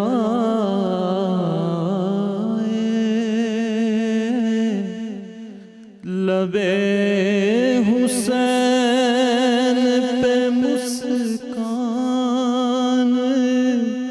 کی فضا لائے، جناب زینب کبریٰ کلام فرمائے، حسین دیکھ کے بس بات ایک کہیں جائے، یہ دوستی کو خدا کا انعام کہتے ہیں۔ اے مصطفیٰ کے نواسوں۔ بہت شکریہ آپ کا، قاری حسیب بھائی ہمارے ساتھ موجود ہیں، اور بریک پر جانے سے پہلے ایک سوال میں چھوڑے گئی تھی۔ یہ سوال ہو سکتا ہے، مجھے ये साथ में डर भी है तकी भाई कि कहीं ऐसा ना हो कि किसी ज़ुमरे में ना आ जाए कि मैं डिसरिस्पेक्ट कर रही हूँ, लेकिन जहाद किसका बड़ा था, हम किसका बड़ा जहाद देखते हैं? इमाम हुसैन का बड़ा जहाद देखते हैं जो ख़ुद अपने अजीज़ वक़ार अपने असाब के लाशें उठा के गंजे शहीदान से लेकर आए हैं, या जनाब ज़ैनब जिन्होंने सब कुछ देखा, मक्तल में अपने भाई का गला कटते हुए भी देखा और उसके बाद कूफा और शाम के बाज़ारों में तमाम तर मनाज़र अपनी आंखों से देखे? देखिए वाकई नहीं, ये तो सवाल ऐसा है कि जो हम जैसों की बस की बात तो नहीं कि हम फैसला करें कि इमाम अली मकाम का जहाज़ ज़्यादा अजीम था या हज़रत ज़ैनब कुबरा सलाम अलैहा का जहाज़ ज़्यादा अजीम था। ये दोनों एक ही सूरत की दो आँखें थीं, एक ही बदन के दो हाथ थे, जिससे ये जहाद मुकम्मल हुआ है। क्योंकि इसीलिए हज़रत ज़ैनब कुबरा को शरीकतुल हुसैन भी कहा जाता है। बेशक तो बेशक। इमाम अली मकाम आप वो हैं कि जिनकी विलादत पर ही हुजूर ने गिरिया फरमाया है, पहले ही आपको बशारत दी थी, और उसके बाद से जितने भी हालात हैं उसमें बार बार इमाम हुसैन का जिक्र आता है, और फिर सारी सरबराही भी आपके हाथों में थी। आपने मदीना से सफ़र का इरादा किया तो सारा खानवादा आपके पीछे पीछे है, मक्का से आप निकले तो आप सारा खानवादा आपके इत्तिबा के अंदर है। फिर आपने जितने ख्वाब देखे हैं, कभी हज़रत अली अकबर को बयान किया, कभी हज़रत ज़ैनब कुबरा सलाम अलैहा को बयान किया, तो उनकी बेताबी और उनके शौक़ शहादत के अंदर गिरिया, ये सारी चीज़ें आपने देखी। यहाँ तक कि फिर 7 मुहर्रम को जब पानी बंद हुआ तो उस वक्त आपने सारे इंतज़ामात को देखा। 9 मुहर्रम की जंग है, फिर 10 मुहर्रम को जो असल जंग शुरू हुई है उसमें आपने अंसार को भेजा है, उनके लाशों को उठाया है, उनके लिए जुमले कहे हैं, उनसे मोहब्बत का इजहार किया है। यहाँ तक कि अपने जो गोद के पाले थे, हज़रत ओनो मोहम्मद हैं, हज़रत क़ासिम हैं, और फिर हज़रत अली अकबर अलैहिस्सलाम की शहादत है, ये सारी शहादतें आपने अपनी आंखों से देखी, बर्दाश्त की। और यकीनन जब आप इनके लाशों को उठाने के लिए गए हैं तो कितने ही तीर ऐसे होंगे कि जो बदन मुबारक के हज़रत इमाम अली मकाम में पैवस्त हुए होंगे। यहाँ तक कि ये पूरा गुलदस्ता सजाने के बाद आप भी जब राय शहादत की तरफ आगे बढ़ते हैं तो आपको भी बेदर्दी के साथ शहीद कर दिया जाता है, और शहादत के बाद आपके अमामे को कोई उतार रहा है, कोई आपके लिबास को छीन रहा है, कोई आपकी शमशीर को ले जा रहा है, कोई आपकी ज़रा उतार कर ले जा रहा है। तो ये सारे मसाइब हज़रत इमाम अली मकाम ने बर्दाश्त किए, इसीलिए आप सय्यदुश शुहदा कहलाते हैं। लेकिन जहाँ बात शरीकतुल हुसैन की आ जाए, जिनका नाम ही ज़ैनब है, जिनका नाम ही अकील बनी हाशिम है, और जिनका नाम आलिमा गैर मुअल्लिमा है, क्या कहने। और जब वो ख़तीबा आई हैं कभी दरबार कोफा के अंदर, कभी दरबार शाम के अंदर, उन्होंने खुतबात बयान किए हैं तो लोगों ने गवाही दी ये लहजे अली बोल रहा है।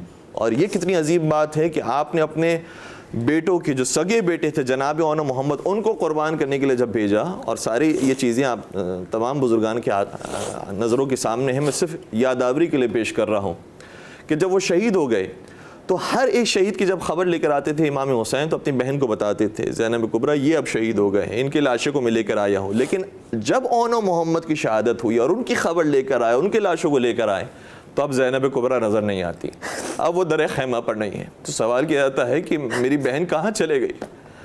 तो कहा कि वो तो सजदे माबूद में गिर गई है और वो खुदा का शुक्र अदा कर रही है कि रब्बना तक़ब्बल मिन्ना हाज़ल क़ुरबान, परवरदिगार तूने इस कुर्बानी को कबूल कर लिया, तेरा शुक्रिया।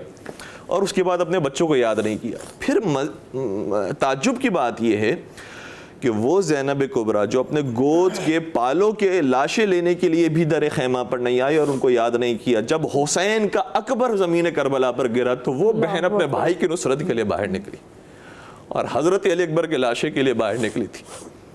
तो हज़रत ज़ैनब कुबरा ने हर मकाम पर इमाम हुसैन अलैहिस्सलाम का साथ दिया, अपने बच्चों को भूल गई। जब सराय शोहदाए करबला शाम में वापस किए गए और सारे सराय करते थे तो कोई बहन उठती थी, कोई माँ उठती थी, कोई रिश्तेदार उठता था। यहाँ तक कि जब आपका सफ़र दोबारा ख़त्म होता है मदीना में, जो आपका अपना वतन, आपका शहर, आपका घर था, जब अपने घर में दाखिल हुई तो बाज़ अरबा मेंबर ये कहते हैं कि घर में दाखिल होने के बाद उन कमरों को देखा जो खाली हो चुके थे, उन बिस्तरों को देखा जिसमें कोई सोने वाला नहीं था, उन लिबास को देखा कि जो बच्चे पहना करते थे। तो अब ज़ैनब कुबरा से रहा न गया, आवाज़ बुलंद से कहा कि या ओनो मोहम्मद, तुम्हारी माँ तुमसे राज़ी हो गई। लेकिन ये जुमले अदा करने थे कि पीछे से अब्दुल्ला बिन जाफ़र तैयार आए और कहा कि ए बुढ़िया, तेरा मेरे बच्चों से क्या ताल्लुक़ है? तो हज़रत ज़ैनब कुबरा का कलेजा फट गया। फरमाती हैं कि ए अब्दुल्ला, तुमने भी ज़ैनब को ना पहचाना, मुझे सफ़र में दुश्मनों ने ना पहचाना था, मुझे कोई गम नहीं था, लेकिन तुमने भी ना पहचाना, तुम भी ज़ैनब को भूल गए। तो कहा कि बीबी आप मौजूद हैं, जब मैंने आपको यहाँ मदीना से रुखसत किया था उस वक्त तो आप जवान थी, उस वक्त तो आपके बाल सियाह थे, उस वक्त तो आपकी कमर सीधी थी, लेकिन जब आप आई हैं तो मुझे तो कुछ ज़ईफ़ा मालूम हो रही है, कोई एक पीर शख्सियत मालूम हो रही है। تو حضرت زینب کبریٰ اس طریقے سے شکستہ ہو گئی. لیکن واقع کربلا سے پہلے زینب کبریٰ کی بے چینی اور بے تابی اور واقع کربلا کے بعد آپ کی شجاعت اور بہادری اور صبر کے اندر بہت فرق نظر آتا ہے. پہلے تک آپ حضرت امام حسین کے بارے میں ذرا سی بات میں حساسیت دکھایا کرتی تھی. فرماتی تھی مولا حسین کربلا کی سرزمین میں اس خاک کو سونگتی ہوں تو آپ کے لہو کی بو آتی ہے, یہاں سے اب آگے بڑھ جائیے. تو پہلے تک حضرت زینب کبریٰ ایک معاملے کے اندر امام حسین کے بارے میں بہت زیادہ سینسٹیو ہیں, بہت زیادہ حساس ہیں. یہاں تک کہ آپ کی ولادت کے واقعات کے اندر بھی ملتا ہے کہ آپ نے آنکھیں نہیں کھولی تھی جب گود امام حسین میں آپ تشریف لائی تھی, اس وقت آپ کی چشم مبارک کھلی تھی. اور یہ بھی واقع ملتا ہے کہ جب آپ مدینہ میں کسی مقام پر آرام فرما رہی تھی اور امام حسین تشریف لائے تھے, کیونکہ عام طور پر یا شہزادی آتی تھی امام حسین کے پاس یا امام حسین جاتے تھے اپنی بہن کے پاس, تو امام حسین آئے ہوئے تھے تو کہا کہ ابھی بی بی آرام فرما رہی ہیں. تو امام حسین جا کر کھڑے ہو گئے اور جگایا نہیں, بیدار نہیں کیا, وہیں پر ہی کھڑے رہے. یہاں تک کہ جب شہزادی کی آنکھیں کھلی تو کیا دیکھا کہ حسین موجود ہیں اور حسین کے پیچھے سورج ہے اور سورج کا سایہ بنایا ہوا ہے امام حسین علیہ السلام نے. تو کہا کہ بھیا آپ یہاں پر آئے, مجھے اطلاع نہیں دی, مجھے بیدار نہیں کیا, اور آپ کھڑے کیوں ہیں, آپ بیٹھے ہوئے کیوں نہیں ہیں؟ تو کہا کہ میں تمہیں پریشان نہیں کرنا چاہتا تھا, تمہاری استراحت میں مخل نہیں ہونا چاہتا تھا, اور دوسری بات یہ کہ یہ سورج ہے نا, اس کی شعاعیں تمہارے بدن پر پڑ رہی تھی اور گرماش اور تپش تمہارے بدن میں محسوس ہو رہی تھی, اس لیے میں نہیں چاہتا تھا کہ تمہارے بدن میں کوئی تکلیف بھی آئے. اور یہ گھرانہ ایسا ہے کہ حل جزاء الاحسان الا الاحسان, اگر بھیا نے احسان کیا ہے تو میں ضرور اس کا جواب دوں گی. تو شاید سوچا ہوگا اے حسین شاید خدا مجھے موقع دے کہ جب تجھے بھی کسی سائے کی ضرورت ہوگی تو زینب تیرے لیے سایہ بنے گی.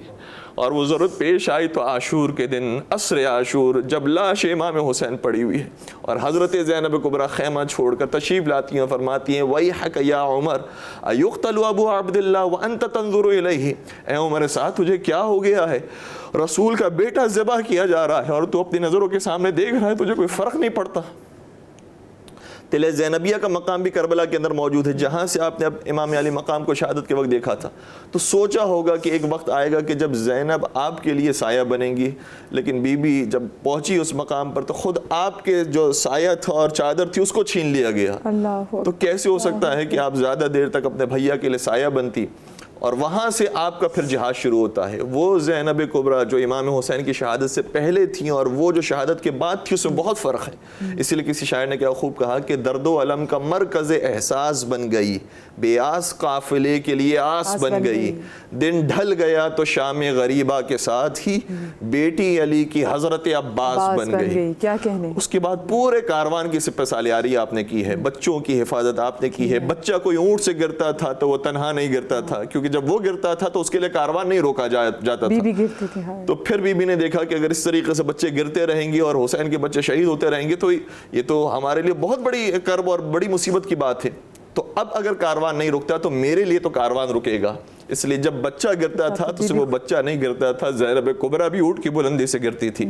اور ذرا تصور فرمائیے گا کہ اونٹ کی بلندی سے انسان کا عام حالت میں گرنا بھی بڑا سخت ہوتا ہے. ایک خاتون, اور وہ خاتون کہ جس نے گھر سے باہر قدم نہ نکالا ہو, اور پھر اس خاتون کے ہاتھوں کو پس گردن باندھا گیا ہو, اور اس لہو لہان کیفیت کے اندر, زخمی حالت کے اندر جب وہ اپنے آپ کو اونٹ سے گراتی تھی تو ہاتھوں کا سہارا نہیں لے پاتی تھی, ماتھے کے بل زمین کربلا پر گرتی تھی, لہو لہان ہوتی تھی, لیکن حسین کے بچوں کو بچاتی رہی. اور اس طریقے سے پورے کاروان کی سپہ سالاری کرتے ہوئے آپ نے کوفہ اور کوفہ سے شام کا سفر اختیار کیا. میں آگے جا کے امام کی وصیت کے حوالے سے بات بھی کروں گی, شہادت پہ بھی آؤں گی, لیکن ساتھ میں ایک تو شریک الحسین اور پھر ان کی ایک اور بہن بی بی ام کلثوم, وہ بہن بھی ساتھ ساتھ اپنے بھائی کے مشن کو, اپنی بہن کے مشن کو لے کے آگے بڑھ رہی ہیں. میں چاہتی ہوں جناب ام کلثوم کے حوالے سے بھی بات کی جائے تاکہ ہماری لوگوں کو معلوم ہے. بہت کبھی کبھی بہت تکلیف ہوتی ہے جب آپ لوگوں سے بات کریں, لوگوں کو یہ پتہ ہی نہیں ہے کہ اچھا جی کہ بی فاطمہ کے بچے کتنے ہیں,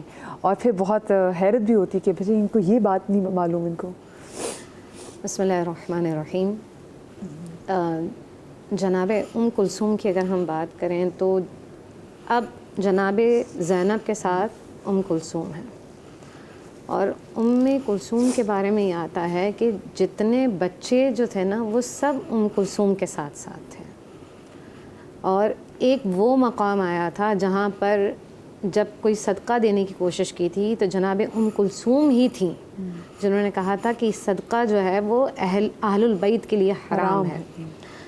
جناب کلثوم کی اگر ہم بات کرتے ہیں نا تو میں دربار یزید کی اگر میں بات کروں اور جب کلثوم بھی پہنچی ہیں اور جناب زینب بھی ساتھ ہیں تو جناب زینب جو ہے نا انہوں نے اشارہ کیا کہ دیکھو وہ اس عورت کو دیکھ رہی ہے، وہ عورت کون ہے؟ وہ عورت پتہ ہے کون تھی؟ وہ تھی یزید کی بیوی ہند، اور اس کے سر پر چادر تھی. تو جناب کلثوم نے پتہ ہے کیا فرمایا؟ بی بی نے فرمایا کہ مجھے لگتا ہے کہ میری جو دور کی نگاہ ہے نا وہ کمزور ہو گئی ہے کیونکہ مصائب اتنے ہوئے تھے تو مجھے صحیح سے نظر نہیں آ رہا وہ کون ہے. وہ جو خاتون ہند ہیں ان کے بارے میں یہ آتا ہے چاہنے والی تھی. جی وہ اتنا زیادہ، اور ان کو آئیڈیا نہیں تھا کہ کیا کیا ظلم ہوئے ہیں.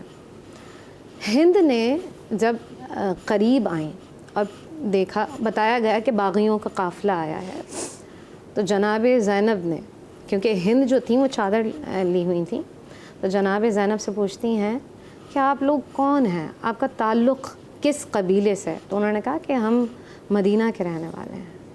تو اچھا آپ مدینہ کے رہنے والے ہیں، کیا آپ مجھے ان کے بارے میں کچھ بتا سکتے ہیں؟ تو انہوں نے کہا ہاں. کیا آپ جانتے ہیں کہ جناب علی کا گھرانہ یا جناب فاطمہ الزہرا سلام اللہ علیہا کے گھرانے کے بارے میں بتا سکتی ہیں؟ تو اس وقت جناب زینب نے فرمایا تھا کہ میں ہی اس گھرانے کی خاتون ہوں اور میں ہی ہوں جس کے سر سے چادر چھینی گئی ہے. اور پھر یزید کے دربار میں یہ وہ خاتون ہے ہند جنہوں نے جناب زینب اور جناب کلثوم کی حمایت کی ہے. اور پھر اگر میں اس میں جناب سکینہ کی بات کروں تو جناب سکینہ وہ ہیں کہ جنہیں نماز شب میں مولا حسین نے مانگا ہے. بالکل. اور جناب سکینہ وہ ہیں کہ جن کو جناب مولا حسین اپنے سینے پہ سلایا کرتے تھے. جناب سکینہ وہ ہیں کہ جب راستے بھر میں آپ سوچیں کہ بچوں کو پیدل، اگر ہمارا بھی چھوٹا بچہ ہوتا ہے نا تو ہم کہتے ہیں کہ نہیں یہ تھک جائے گا. اگر طواف بھی کروائیں تو ہم کہتے ہیں کہ نہیں بچے کو گود میں لے لیں، بچہ اتنا کیسے طواف کر سکتا ہے. تو آپ سوچیں کہ کس طرح سے چلایا گیا ہوگا جناب سکینہ کو. اور جناب سکینہ وہ ہیں کہ کیونکہ سونے پہ سینے پہ سونے کی عادی تھیں، تو جب تلاش کر رہی تھیں اور جب ان کو اپنے بابا کا لاشا نظر آیا تو وہ وہاں پر لیٹی ہیں، تو ان سے پوچھا گیا کہ آپ کو کیسے پتہ چلا کہ یہ آپ کے بابا ہیں؟ یہ سر تو نہیں ہے، سر تو نہیں ہے، سر تو نہیں ہے. تو انہوں نے جواب دیا تو مجھے اس سے آواز آئی میرے پاس آؤ. تو ہم جتنے نفوس قدسیہ ہیں، ہم جناب کلثوم کی بات کریں تو جناب کلثوم ہی ہیں جنہوں نے سکینہ کو سنبھالا ہے، جنہوں نے دیگر بچوں کو سنبھالا ہے. اور یہ حسرت تھی ان کو کہ میری جانب سے اس رات آپ بھی یہ سوچ رہی تھیں کہ میں حسین پہ کیا فدیہ کروں. تو مولا عباس نے کہا تھا کہ میں آپ کی طرف سے جاؤں گا. تو آپ یہ دیکھیں کہ ہر نفس نے نا اس وقت ایک ہی بات کہی، ایک ہی صدا لگائی ہے کہ ہم نے حسین پر قربان ہونا ہے اور ہم نے حسین کا ساتھ دینا ہے. اور آپ اس بات سے اندازہ لگائیں کہ یہاں پر بات ختم نہیں ہوئی ہے. جس طرح کے ظلم بعد میں بھی ہوئے، جس طرح سے جناب سکینہ زندان میں جس طرح سے انہوں نے شہادت حاصل کی ہے، جس طرح سے جناب زینب کو شہید کیا گیا ہے، وہ تو ہم سوچ بھی نہیں سکتے ہیں. اور یہ سلسلہ رکا نہیں ہے، بلکہ واقعہ حرہ اگر ہم دیکھتے ہیں تو اس میں ہمیں نظر آتا ہے کہ نبی کی پاک شہزادیوں کے ساتھ کیا کیا نہیں ہوا ہے. اور جس طرح کے ظلم مدینہ کے اندر، جس طرح سے گھوڑوں کو باندھا گیا، کعبہ کی بے حرمتی کی گئی، وہ کسی سے بھی پوشیدہ نہیں ہے. اس کے پیچھے کیا محرکات تھے ان کو سمجھنے کی بہت ضرورت ہے. اگر آج کے دور میں ہم سیرت طیبہ و طاہرہ جناب بی بی فاطمہ الزہرا سلام اللہ علیہا کے مشن پر چلنا چاہتے ہیں تو ہمارے لیے سب سے ضرورت اس بات کی ہے کہ آج میں کل ہی یہ بات سوچ رہی تھی جب ذکر علی اور ذکر امام علی مقام ذکر حسین سن رہی تھی، تو ہم جس دور میں مجھے پہلے یہ بات سمجھ میں نہیں آتی تھی کہ میری سنت کو زندہ کرنا آخری زمانے میں ایسا ہوگا جیسے ہاتھ میں انگارے کو لینا. تو کل میں یہ سوچ رہی تھی کہ اگر آج میں نے اپنے بچوں کو، میں تعلیم دیتی ہوں کہ میرا بچہ کیمسٹری میں بھی اچھا ہو، فزکس میں بھی اچھا ہو، او لیولز کرے، یہ کرے وہ کرے، اگر میرا مشن یہ نہیں ہے کہ میرا بچہ حسینیت کو فالو کرے، حسینیت کو سمجھے. میں یہ سمجھتی ہوں ہمارا بچہ فائنینشلی تو اسٹرانگ ہو سکتا ہے. میں اپنے بیٹے سے کہہ رہی تھی، کل ہی یہ بات کہہ رہی تھی کہ آپ کو پتہ ہے کہ جب ساری چیزیں ختم ہو جائیں گی اور سب امام مہدی کے ساتھ ہوں گے تو پتہ ہے کہ غذا کیسے پوری ہوگی؟ غذا کیا ہوگی؟ غذا ہوگی ذکر الہی، ذکر رسول. آخری زمانے میں یہ نبی صلی اللہ علیہ وسلم کی حدیث سے ثابت ہے کہ ذکر آپ کی بھوک کو، پیاس کو مٹاتا ہے. اور ہم نے دیکھا کہ کربلا میں اور ایسی کون سی خوراک ہو سکتی ہے جو ہماری روحوں کو سیراب کرے. میں چھوٹی سی بریک طرف جا رہی ہوں، بریک کے بعد جب واپس آئیں گے تو علامہ صاحب سے میں چاہوں گی کہ ہم وصیت امام حسین علیہ السلام کے حوالے سے بھی اور نفس امارہ کے حوالے سے بات بھی اور پھر شہادت کے منظر کے حوالے سے بریک کے بعد.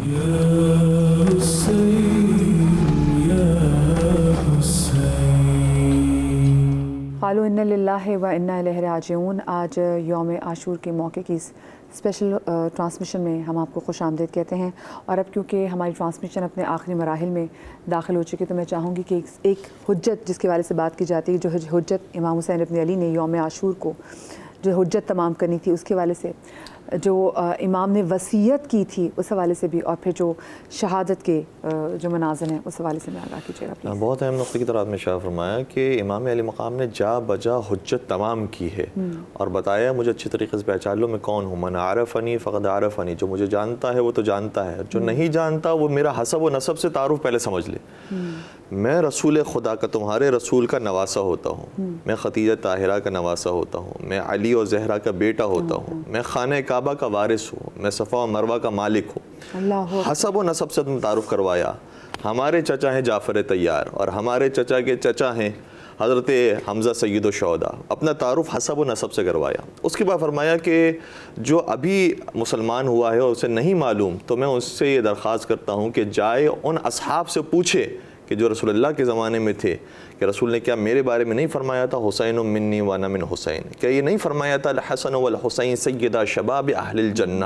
کیا یہ نہیں فرمایا تھا ان الحسین مصباح الہدا و سفینۃ النجاہ؟ حدیثوں پر حدیثیں پیش کرنا شروع کی اور کہا کہ اگر تم میری بات پر یقین نہیں کرتے ہو تو وہ اصحاب تمہارے درمیان ابھی موجود ہیں کہ جنہوں نے رسول اللہ کو بھی دیکھا تھا اور آج بھی تمہارے درمیان ہیں. جیسے جابر بن عبداللہ انصاری کا باقاعدہ نام لیا، زید بن ارقم کا نام لیا، انس بن مالک کا نام لیا. کہا یہ افراد موجود ہیں، لہٰذا کسی شک میں نہ رہنا کہ کس کے مقابلے پر کھڑے ہو رہے ہو. پھر یہ بھی فرمایا کہ دیکھو جب بھی میرے مقابلے پر آنا تو یقین کے ساتھ آنا، شک کے ساتھ نہیں آنا. یہ نہ ہو کہ تمہیں پتہ ہی نہ ہو اور پھر بعد میں یہ بہانہ بنا لیا جائے کہ ہم سے تو خطا اجتہادی ہو گئی تھی، ہمیں تو پتہ ہی نہیں تھا کہ کون آیا ہے. اگر پتہ ہوتا تو ہم یہ کبھی بھی کام نہیں کرتے. تو خطا اجتہادی کا دروازہ ہی بند کر دیا. پھر یہ بھی فرمایا کہ دیکھو اگر تم یہ سمجھ رہے ہو کہ تم مجھے قتل کر کے فلاں مال لے لو گے، تمہیں پیسے مل جائیں گے، حکومت مل جائے گی، تو یاد رکھو تم سے وعدہ کرنے والا ابن زیاد ہے اور میں جو تم سے وعدہ کر رہا ہوں وہ میں وعدہ نہیں کر رہا، رسول خدا نے وعدہ کیا اور رسول نے وعدہ نہیں کیا، وہ خدا کا وعدہ ہے جو تم سے ہے. اس لیے وعدوں کو سمجھو کہ تمہارا وعدہ کس سے ہوا ہے اور میں تم سے تمہیں کس کی طرف دعوت دے رہا ہوں. پھر فرمایا کہ وعدوں کو بھی چھوڑ دو، دنیا کو سمجھو. دنیا کتنی ہے، کتنا تم جی لو گے، کتنا تم آگے بڑھ جاؤ گے، کتنا تم پیسہ کما لو گے، کتنی آرام دہ زندگی گزارو گے، اس کے بعد تمہیں ہمیشہ کے لیے حساب و کتاب دینا ہے، اس کے بعد ہمیشہ کی زندگی ہے. اس لیے مختلف طریقوں سے حجتیں تمام کی. اچھے طریقے سے تم جان لو کہ کیا ڈیسیشن لینے والے ہو، کہیں فیصلے کے اندر بعد میں پچھتاوا نہ ہو کہ مجھ سے یہ غلطی سے ہو گیا اور یہ ہو گیا اور وہ ہو گیا. تمہیں یقین ہونا چاہیے کہ اس کے مقابلے میں کھڑے ہو. ایک جگہ پانی مانگ کے بھی تو حجت تمام کی. جب جناب علی اصغر کو حضرت علی اصغر علیہ السلام کو مقتل میں لے کر آئے ہیں تو اس پر باقاعدہ پانی مانگا ہے. تو یہ ساری حجتیں تمام کی ہیں. اس کے باوجود بھی جب کوئی لشکر زیاد اور لشکر یزید کے اندر کوئی فرق نہیں آیا تو پھر آپ نے مختلف اصحاب کو روانہ کیا، کہا کہ تم اپنے لہجے میں، تم اپنے انداز میں بیان کرو. جناب حر نے آ کر خطبہ دیا ہے، جناب بریر حمدانی نے آ کر خطبہ دیا ہے، جناب حبیب ابن مظاہر نے خطبہ دیا ہے، جناب زہیر قین نے خطبہ دیا ہے اور جناب حضرت عباس علمدار علیہ السلام نے خطبہ دیا ہے. اور ان کے کہنے پر بھی کوئی فرق نہیں آیا، بلکہ یہ سامنے سے کیا کہتے تھے؟ یہ کہتے تھے کہ ہمیں آپ کی بات سمجھ میں نہیں آ رہی، ہمیں پتہ نہیں چل رہا تم کیا کہنا چاہ رہے ہو, تم کہنا کیا چاہ رہے ہو. یہ تو یہ لگ رہا ہے کہ جیسے وہ قرآن کی آیت ہے نا کہ ان کو سنائی نہیں دیتا, ان کے ختم اللہ علی قلوبہم, ان کے دلوں پر مہر لگ چکی ہے, ان کو سمجھ نہیں آ رہا, ان کے پاس کان ہے لیکن سنائی نہیں دیتا, ان کے پاس آنکھیں ہیں لیکن دکھائی نہیں دیتا. بالکل اس آیت کے مصداق بن چکے تھے اور اشق الآخرین کے مصداق بن چکے تھے. اس کے بعد جب امام علی مقام نے سارے خطبات کو مکمل کیا اور سامنے سے کہا کہ بس اب بہت باتیں ہو گئی, اب جلدی اپنی باتیں ختم کرو, اور اس کے بعد عمر سعد نے تیر پھینکا اور جیسے تیر روانہ کیا پورے لشکر کو گواہ بنایا, کہا کہ ابن زیاد کے سامنے گواہی دینا کہ میں نے سب سے پہلے تیر چلایا تھا حسین کو, لہٰذا مجھے سب سے بڑا انعام ملنا چاہیے.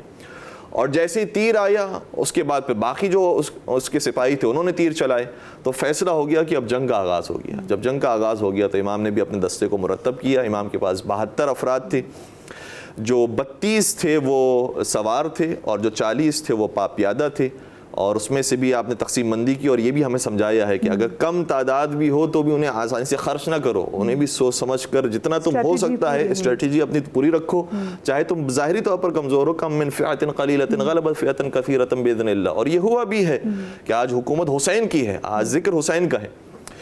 تو امام نے ایک دائیں طرف دستہ بنایا, اس کی سپہ سالاری جناب زہیر کو دی, بائیں طرف کا دستہ بنایا حبیب نے مظاہر کو دی, پورے لشکر کی سپہ سالاری حضرت ابو الفضل عباس کو دی, اور پھر کہا کہ ایک ایک کر کے تم جاؤ اور جنگ کرو. جب ایک ایک کر کے جنگ ہونے لگی اور عمر سعد نے بھی سامنے سے, چونکہ پرانے زمانے میں دستور یہ تھا کہ اگر ایک آتا ہے تو مقابلے میں بھی ایک بھیجا جائے, وہاں پر بھی جو بڑے بڑے پہلوان تھے اور جنگجو تھے وہ آنا شروع ہوئے. لیکن جب امام حسین کے لشکر سے کوئی جاتا تھا, حالانکہ کوئی وہ نامور پہلوان نہیں ہوتا تھا, لیکن اس کے پاس جذبہ شہادت ہے, اس کو پتہ ہے کہ میں کس مقصد کے لیے جا رہا ہوں, میری کیا آخرت ہے. اس لیے جب وہ گیا ہے تو بڑے بڑے پہلوانوں کو زیر کر دیا. تو جب کافی دیر تک پہلوان قتل ہوتے رہے اور واصل جہنم ہوتے رہے, تو سامنے سے کسی نے آواز بلند کی, کہا کہ ان کے اور ہمارے اندر فرق یہ ہے کہ یہ جذبہ شہادت کے ساتھ آئے ہوئے ہیں, ان کا آخرت پر اللہ پر یقین ہے, اور تم لوگ دنیا کے لیے آئے ہوئے ہو, اس لیے تم مارے جا رہے ہو. اور مجھے تو لگتا ہے کہ یہی جملے آج بھی ہمیں سننے کو ملتے ہیں, اور آج کے بڑے بڑے جو سپر پاور ہیں وہ یہی اپنے جب بیانات ہوتے ہیں اور جب وہ رپورٹنگ کرتے ہیں تو کہتے ہیں کہ فرق یہی ہے حسینیوں کے اندر اور ہمارے اندر کہ وہ جذبہ شہادت کے ساتھ آئے ہوئے ہیں, ہم تو دنیا کی لالچ میں آئے ہوئے ہیں. تو اس لیے ایک ایک کر کے جب ان کو واصل جہنم کیا گیا, پھر ابن زیاد نے کہا فاحملوہ علیہ من کل جانب, اب تمام جوانب سے حملہ کرو. اور جب تمام جوانب سے حملہ ہوا تو بہت ساری شہادتیں ہوئی. اور پھر جب انصار شہید ہو گئے, اس میں بہت بڑے بڑے جل قدر اصحاب تھے, جیسے عابس بن ابی شبیب شاکری, شوذب بن عبداللہ, جناب جون, جناب غلام ترکی. جناب جون کے حوالے سے بھی چند مختصراً بتا سکیں آپ؟ جناب جون وہ تھے کہ جن کا تعلق افریقہ سے تھا, اور چونکہ غلام تھے, اور عرب کے زمانے میں یہ دستور ہوتا تھا کہ غلاموں کی کوئی خاص حیثیت نہیں ہوتی تھی, ان کو ایک چیز کی کمیونٹی کی طرح سمجھا جاتا تھا کہ جب بیچنا چاہے بیچ دیں, مارنا چاہے مار دیں, زندہ رکھنا چاہے زندہ رکھیں. لیکن امام کا جو طریقہ تھا وہ اتنا پیارا ہوتا تھا, جیسے جناب فضا کے لیے ہے, جیسے جناب قمبر کے لیے, ویسے جناب جون کے لیے. جناب جون سے امام حسین نے کہا کہ جون آج شہادتوں کا دن ہے, تمہارا بہت شکریہ, تم جب تک زندہ تھے ہماری خدمت کرتے رہے, لیکن آج مرنے کا دن ہے, ہم تمہیں آزاد کرتے ہیں, تم جہاں جانا چاہتے ہو اپنی جان بچا کر چلے جاؤ. تو جناب جون نے پلٹ کر کہا کہ جب تک میں آپ کا غلام تھا اور آپ کا خادم تھا آپ نے اپنے ساتھ رکھا, اور جب آپ آخرت کے شہزادے بننے والے ہیں اور آخرت آپ کو نصیب ہونے والی ہے تو مجھے آخرت سے جدا کرنا چاہتے ہیں. امام نے کہا نہیں, میرا یہ مقصد نہیں ہے, ہم تو تمہاری جان چاہتے ہیں اور تمہاری زندگی چاہتے ہیں. کہا نہیں, میری زندگی تو اس کے اندر ہے کہ میں آپ کے اوپر موت آ جائے اور میں آپ کے اوپر قربان ہو جاؤں. تو جب یہ جذبہ دیکھا تو امام حسین نے فرمایا لیکن تم چونکہ غلام ہو, اور غلاموں کو ہم یہ اپنے آسرے کے لیے اور اپنی حفاظت کے لیے نہیں بھیجتے ہیں, اس لیے ہم تمہیں آزاد کرتے ہیں, تمہارا جو ارادہ ہے اور جیسا تم ارادہ سوچ رکھتے ہو ویسے تم قربان ہو, ہم تمہیں جانے کی اجازت ویسے نہیں دیں گے. تو جناب جون نے کہا کہ لگتا یہ ہے کہ اے فرزند رسول, آپ نہیں چاہتے کہ خانوادہ بنی ہاشم کے خون کے اندر ایک غلام کا خون بھی شامل ہو جائے. امام نے فرمایا ہمارے نانا نے تفریق مٹا دی تھی, فرمایا تھا کسی غلام کو کسی آقا پر برتری نہیں, کسی آقا کو کسی غلام پر برتری نہیں, یہ ساری باتیں ہمارے نانا نے ختم کر دی تھی, تم یہ کس طرح کی باتیں کر رہے ہو. تو کہا کہ پھر مجھے آپ اپنے اوپر قربان ہونے کی اجازت دیجیے. جناب جون کو اجازت ملی, جناب جون چلے, بہترین جہاد کیا, اور جہاد کرنے کے بعد جب زمین کربلا پر آئے تو جن کے بارے میں باقاعدہ نام لے کر روایتیں موجود ہیں کہ امام حسین ان کے لاشے پر تو پہنچے, ان میں سے ایک جناب جون. جناب جون کے لاشے پر امام حسین فرزند زہرا تشریف لائے, اور آپ نے ایک عجیب عمل کیا جو کسی اور کے لیے نہیں کیا تھا.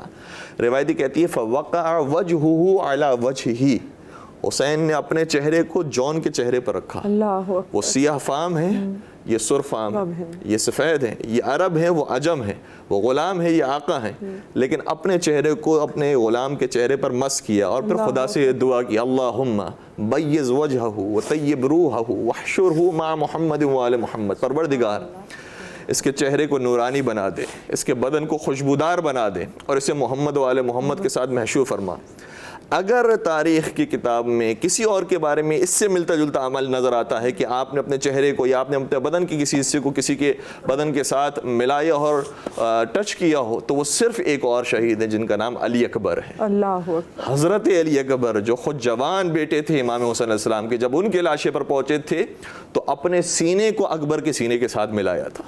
تو یہ منظر یا حضرت علی اکبر کے لیے ملتا ہے یا جناب جون کے لیے ملتا ہے. تو تمام اصحاب شہید ہو گئے. یہاں پہ ایک چھوٹی سی بریک لینی ہے، بریک کے بعد حاضر ہوتے ہیں.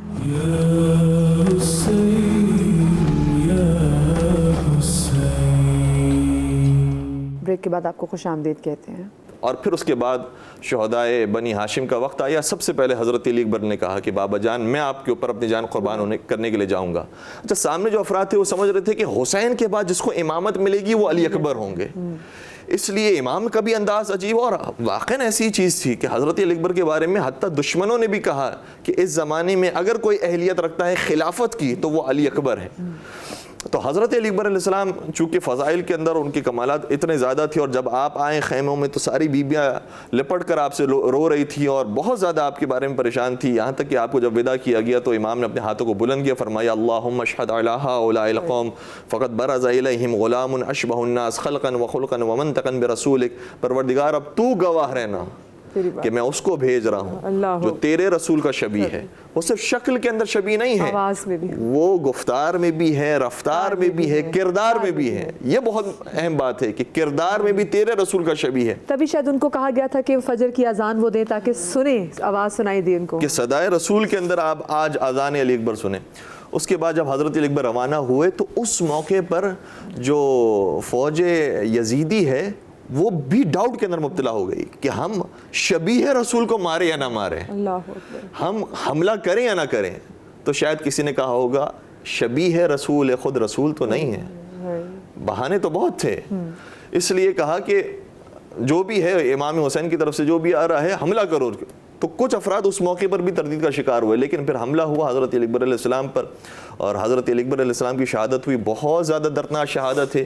کسی صاحب نے بیان کیا، ڈاکٹر تھے، وہ کہتے ہیں کہ ایک صاحب اپنے بچے کے ساتھ میرے جب مطب میں تشریف لائے تو میں نے کہا کہ آپ باہر جائیے، میں ان کو دوائی دے رہا ہوں. تو کہا کہ نہیں میں کھڑا ہوں. کہا ہمیں انجیکشن لگانی ہے اس لیے آپ باہر چلے جائیں، آپ کے بیٹے کو انجیکشن لگے گی، آپ کو تکلیف ہوگی. کہا کہ ایک انجیکشن کی بات ہے، کیا فرق پڑتا ہے؟ تو کہتا ہے میں نے اسی باپ کے سامنے جب اس کے بچے کو انجیکشن لگائی ہے تو باپ کو پسینے آنے لگے اور وہ بے ہوشی میں جانے لگا اور نڈھال ہو کے گر پڑا. اس کو سنبھالیں، اس کو سنبھالیں. یہ ایک انجیکشن جو ایک عام سا باپ ایک عام سے بیٹے کو لگتا ہوا دیکھے تو برداشت نہیں کرتا. اور یہی کیفیت قرآن نے یہ بیان کی ہے کہ حضرت نوح علیہ السلام کا بیٹا بھی جب غرق ہو رہا تھا، نافرمان ہے، خدا کا باغی ہے، لیکن قرآن بیان کرتا ہے حال الموج بینہما، کہ ایک موج بلند ہوئی جس نے باپ کو بیٹے سے دور کر دیا تاکہ وہ مرتا ہوا نہ دیکھے، تڑپتا ہوا نہ دیکھ سکے. تو باپ کے لیے دیکھنا آسان نہیں ہوتا. حسین اپنے اکبر کے کلیجے میں برچھی دیکھ رہے ہیں، حسین اپنے اکبر کو تڑپتا ہوا دیکھ رہے ہیں. اس لیے بعض روایتوں کے اندر آیا حضرت امام حسین علیہ السلام اٹھتے تھے پھر گر جاتے تھے، پھر سہارا لے کے اٹھتے تھے پھر گرتے تھے، اور اس طرح سے گرتے گرتے اپنے بیٹے کے لاشے پر پہنچے اور فرمایا بیٹا درد کہاں پر؟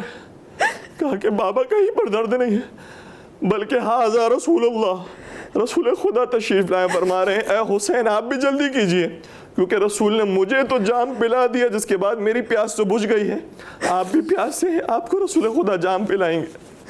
اس کے بعد جوانہ نے بنی ہاشم کی باری آئی، اون محمد قربان ہوئے، حضرت قاسم قربان ہوئے. حضرت قاسم کے بارے میں ہے کیونکہ امام حسن کے یتیم بیٹے تھے، اتنے خوبصورت اتنے پیارے تھے کہ خود باقاعدہ کتابوں کے اندر موجود ہے، جب آئے تو لگتا تھا کہ بدر منیر آ رہے ہیں، ایسا چمکتا ہوا چاند آ رہا ہے. ساری قربانیاں ہو گئی لیکن ایک آخری قربانی بچ گئی جو بظاہر تو سب سے چھوٹی قربانی تھی لیکن حقیقت میں سب سے عظیم قربانی تھی. اور امام علی مقام اپنی حجت کو، آخری حجت کو تمام کرنے کے لیے حضرت علی اصغر کو لے کر آتے ہیں. فرماتے ہیں یا قوم ان لم ترحمونی فرحموا هذا الطفل الصغیر، اے قوم اشقیا، اگر تمہیں مجھ پر رحم نہیں آتا ہے اس بچے پر رحم کھاؤ. اس بچے کا کیا قصور ہے؟ اس بچے کی ماں موجود ہے، اس بچے کی ماں کا دودھ خشک ہو گیا ہے. اور اگر تم یہ سمجھتے ہو کہ اس بچے کے بہانے میں پانی پی لوں گا، تم خود اس بچے کو لے کر جاؤ، جا کر سیراب کر کے آؤ. اور جب تپتے ہوئے صحرا پر حضرت علی اصغر علیہ السلام کو چھوڑ دیا تو فوجی اشقیا پلٹ پلٹ کر رونے لگی. اور وہاں پر جب گریہ لوگا شروع ہوا، اس وقت عمر سعد نے پوری شقاوت کے ساتھ کہا کہ یا حرملہ اختا کلام الحسین، اے حرملہ اب حسین کو مزید حجت تمام کرنے نہ دے ورنہ انقلاب آ جائے گا، حسین کے کلام کو قطع کر دے. کلام کو قطع کرنے کے بہت سے طریقے تھے. میں تو کہوں گا اے عمر سعد تو صرف یہاں پر تھوڑی دیر کے لیے علی اصغر کو چھوڑ دے، یہ خود اپنی آپ ہی شہید ہو جائیں گے. ان کے اوپر تیر چلانے کی، نیزہ چلانے کی، تلوار چلانے کی ضرورت بھی نہیں ہے. لیکن شقاوت کی انتہا یہ تھی، وہاں پر ظلم کی انتہا بتانی تھی، یہاں پر صبر کی انتہا بتانی تھی. اس لیے امام علی مقام نے جب اپنی آگوش میں دوبارہ سے حضرت علی اصغر علیہ السلام کو لیا تو حرملہ نے تیر سے شعبہ چلایا. اس کے بعد حضرت علی اصغر علیہ السلام کے لاشے کو لے کر آئے، لیکن کس منہ سے دکھائیں کہ جس کو میں پانی پلانے کے لیے لے کر گیا تھا اس کو پانی نہیں ملا ہے، تیر سے تب ملا ہے. اس لیے بعض روایتیں کہتی ہیں آتے تھے پھر چلے جاتے تھے، پھر آتے تھے پھر چلے آتے تھے. 7 مرتبہ امام حسین نے یہ کام انجام دیا اور اس کے بعد کہا ہوگا انا للہ و انا الیہ راجعون رضا بقضائہ و تسلیما لامرہ. کہنے کے بعد جب خیمے میں تشریف لائے، بیویوں میں سے 2 بیویاں بہت انتظار کر رہی تھی. ایک شہزادی رباب جو مادر حضرت علی اصغر ہیں، اور ایک شہزادی سکینہ جو خواہر حضرت علی اصغر ہیں. روایت دیکھ کر پیش کر رہا ہوں، دونوں بیوی آگے آئیں. ابا کے دامن میں حضرت علی اصغر علیہ السلام کو چھپایا ہوا تھا. شہزادی سکینہ نے پہلے آ کر کہا کہ بابا اصغر کو پانی مل گیا. خاموش ہو گئے حضرت علی اصغر، آپ نے ان کو پانی پلا دیا، مجھے پانی نہیں پلایا. لیکن جیسے ابا کے دامن کو الٹا، ماں نے دیکھا اصغر کو جو خاموشی نصیب ہوئی ہے وہ پانی کی وجہ سے نہیں، وہ تیر ملا ہے. جس کے بعد اصغر خاموش ہو گئے ہیں.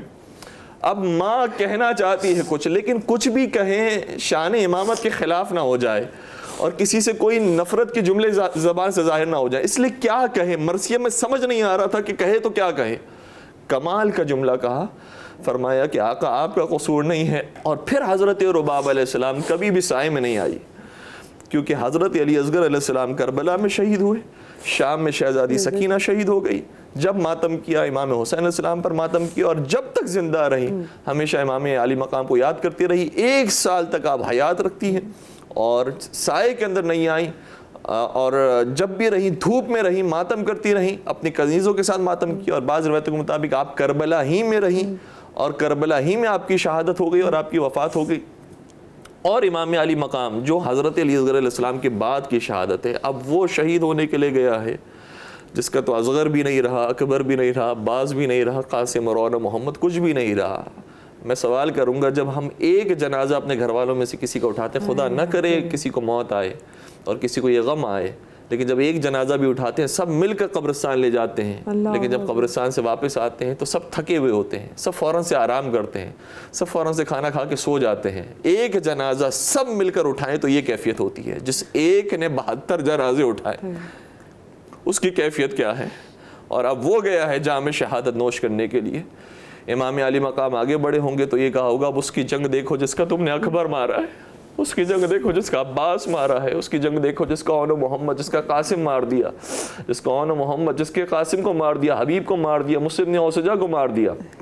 اور پھر فرمایا یا مسلم ابن عقیل و یا ہانی ابن عروہ و یا حبیب ابن مظاہر، سب کے نام لے کر فرمایا. کہا کہ اب حسین گیا ہے رخصت ہونے کے لیے، جب تم جاتے تھے تو تمہیں حسین رخصت کرتے تھے، آؤ اپنے مولا کو رخصت کرنے کے لیے.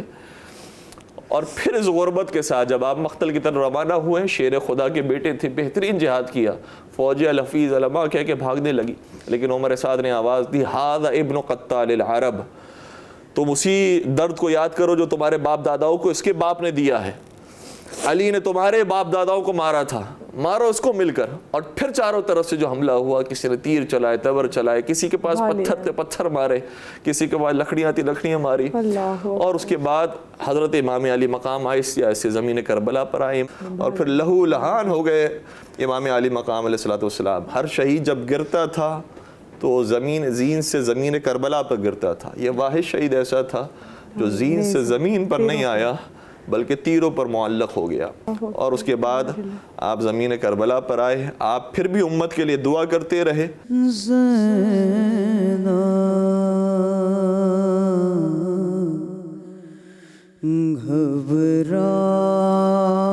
گھبرائیں گی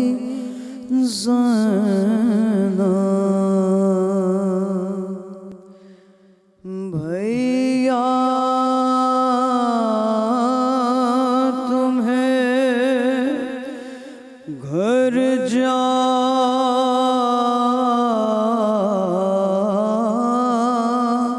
کے کہاں پائیں گی زینب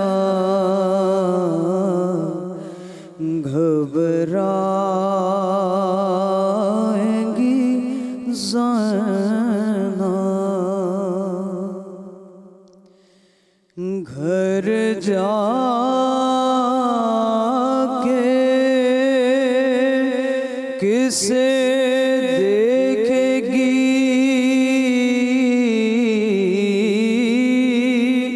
قاسم ہے نا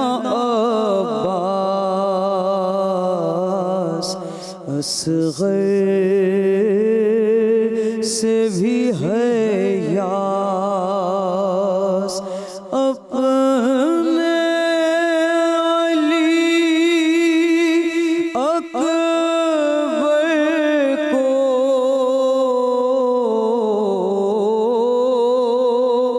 کہاں پائیں گی زینب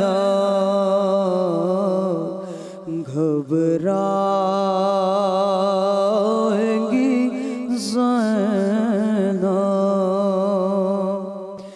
کیسا یہ بھرا گھر ہوا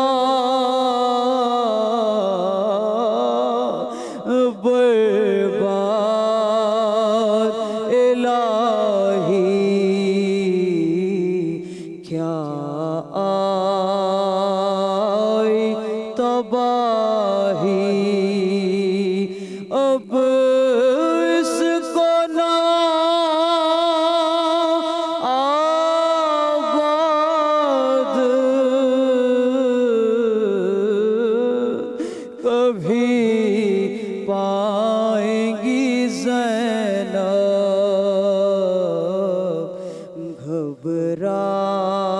گھبرائیں گی زینب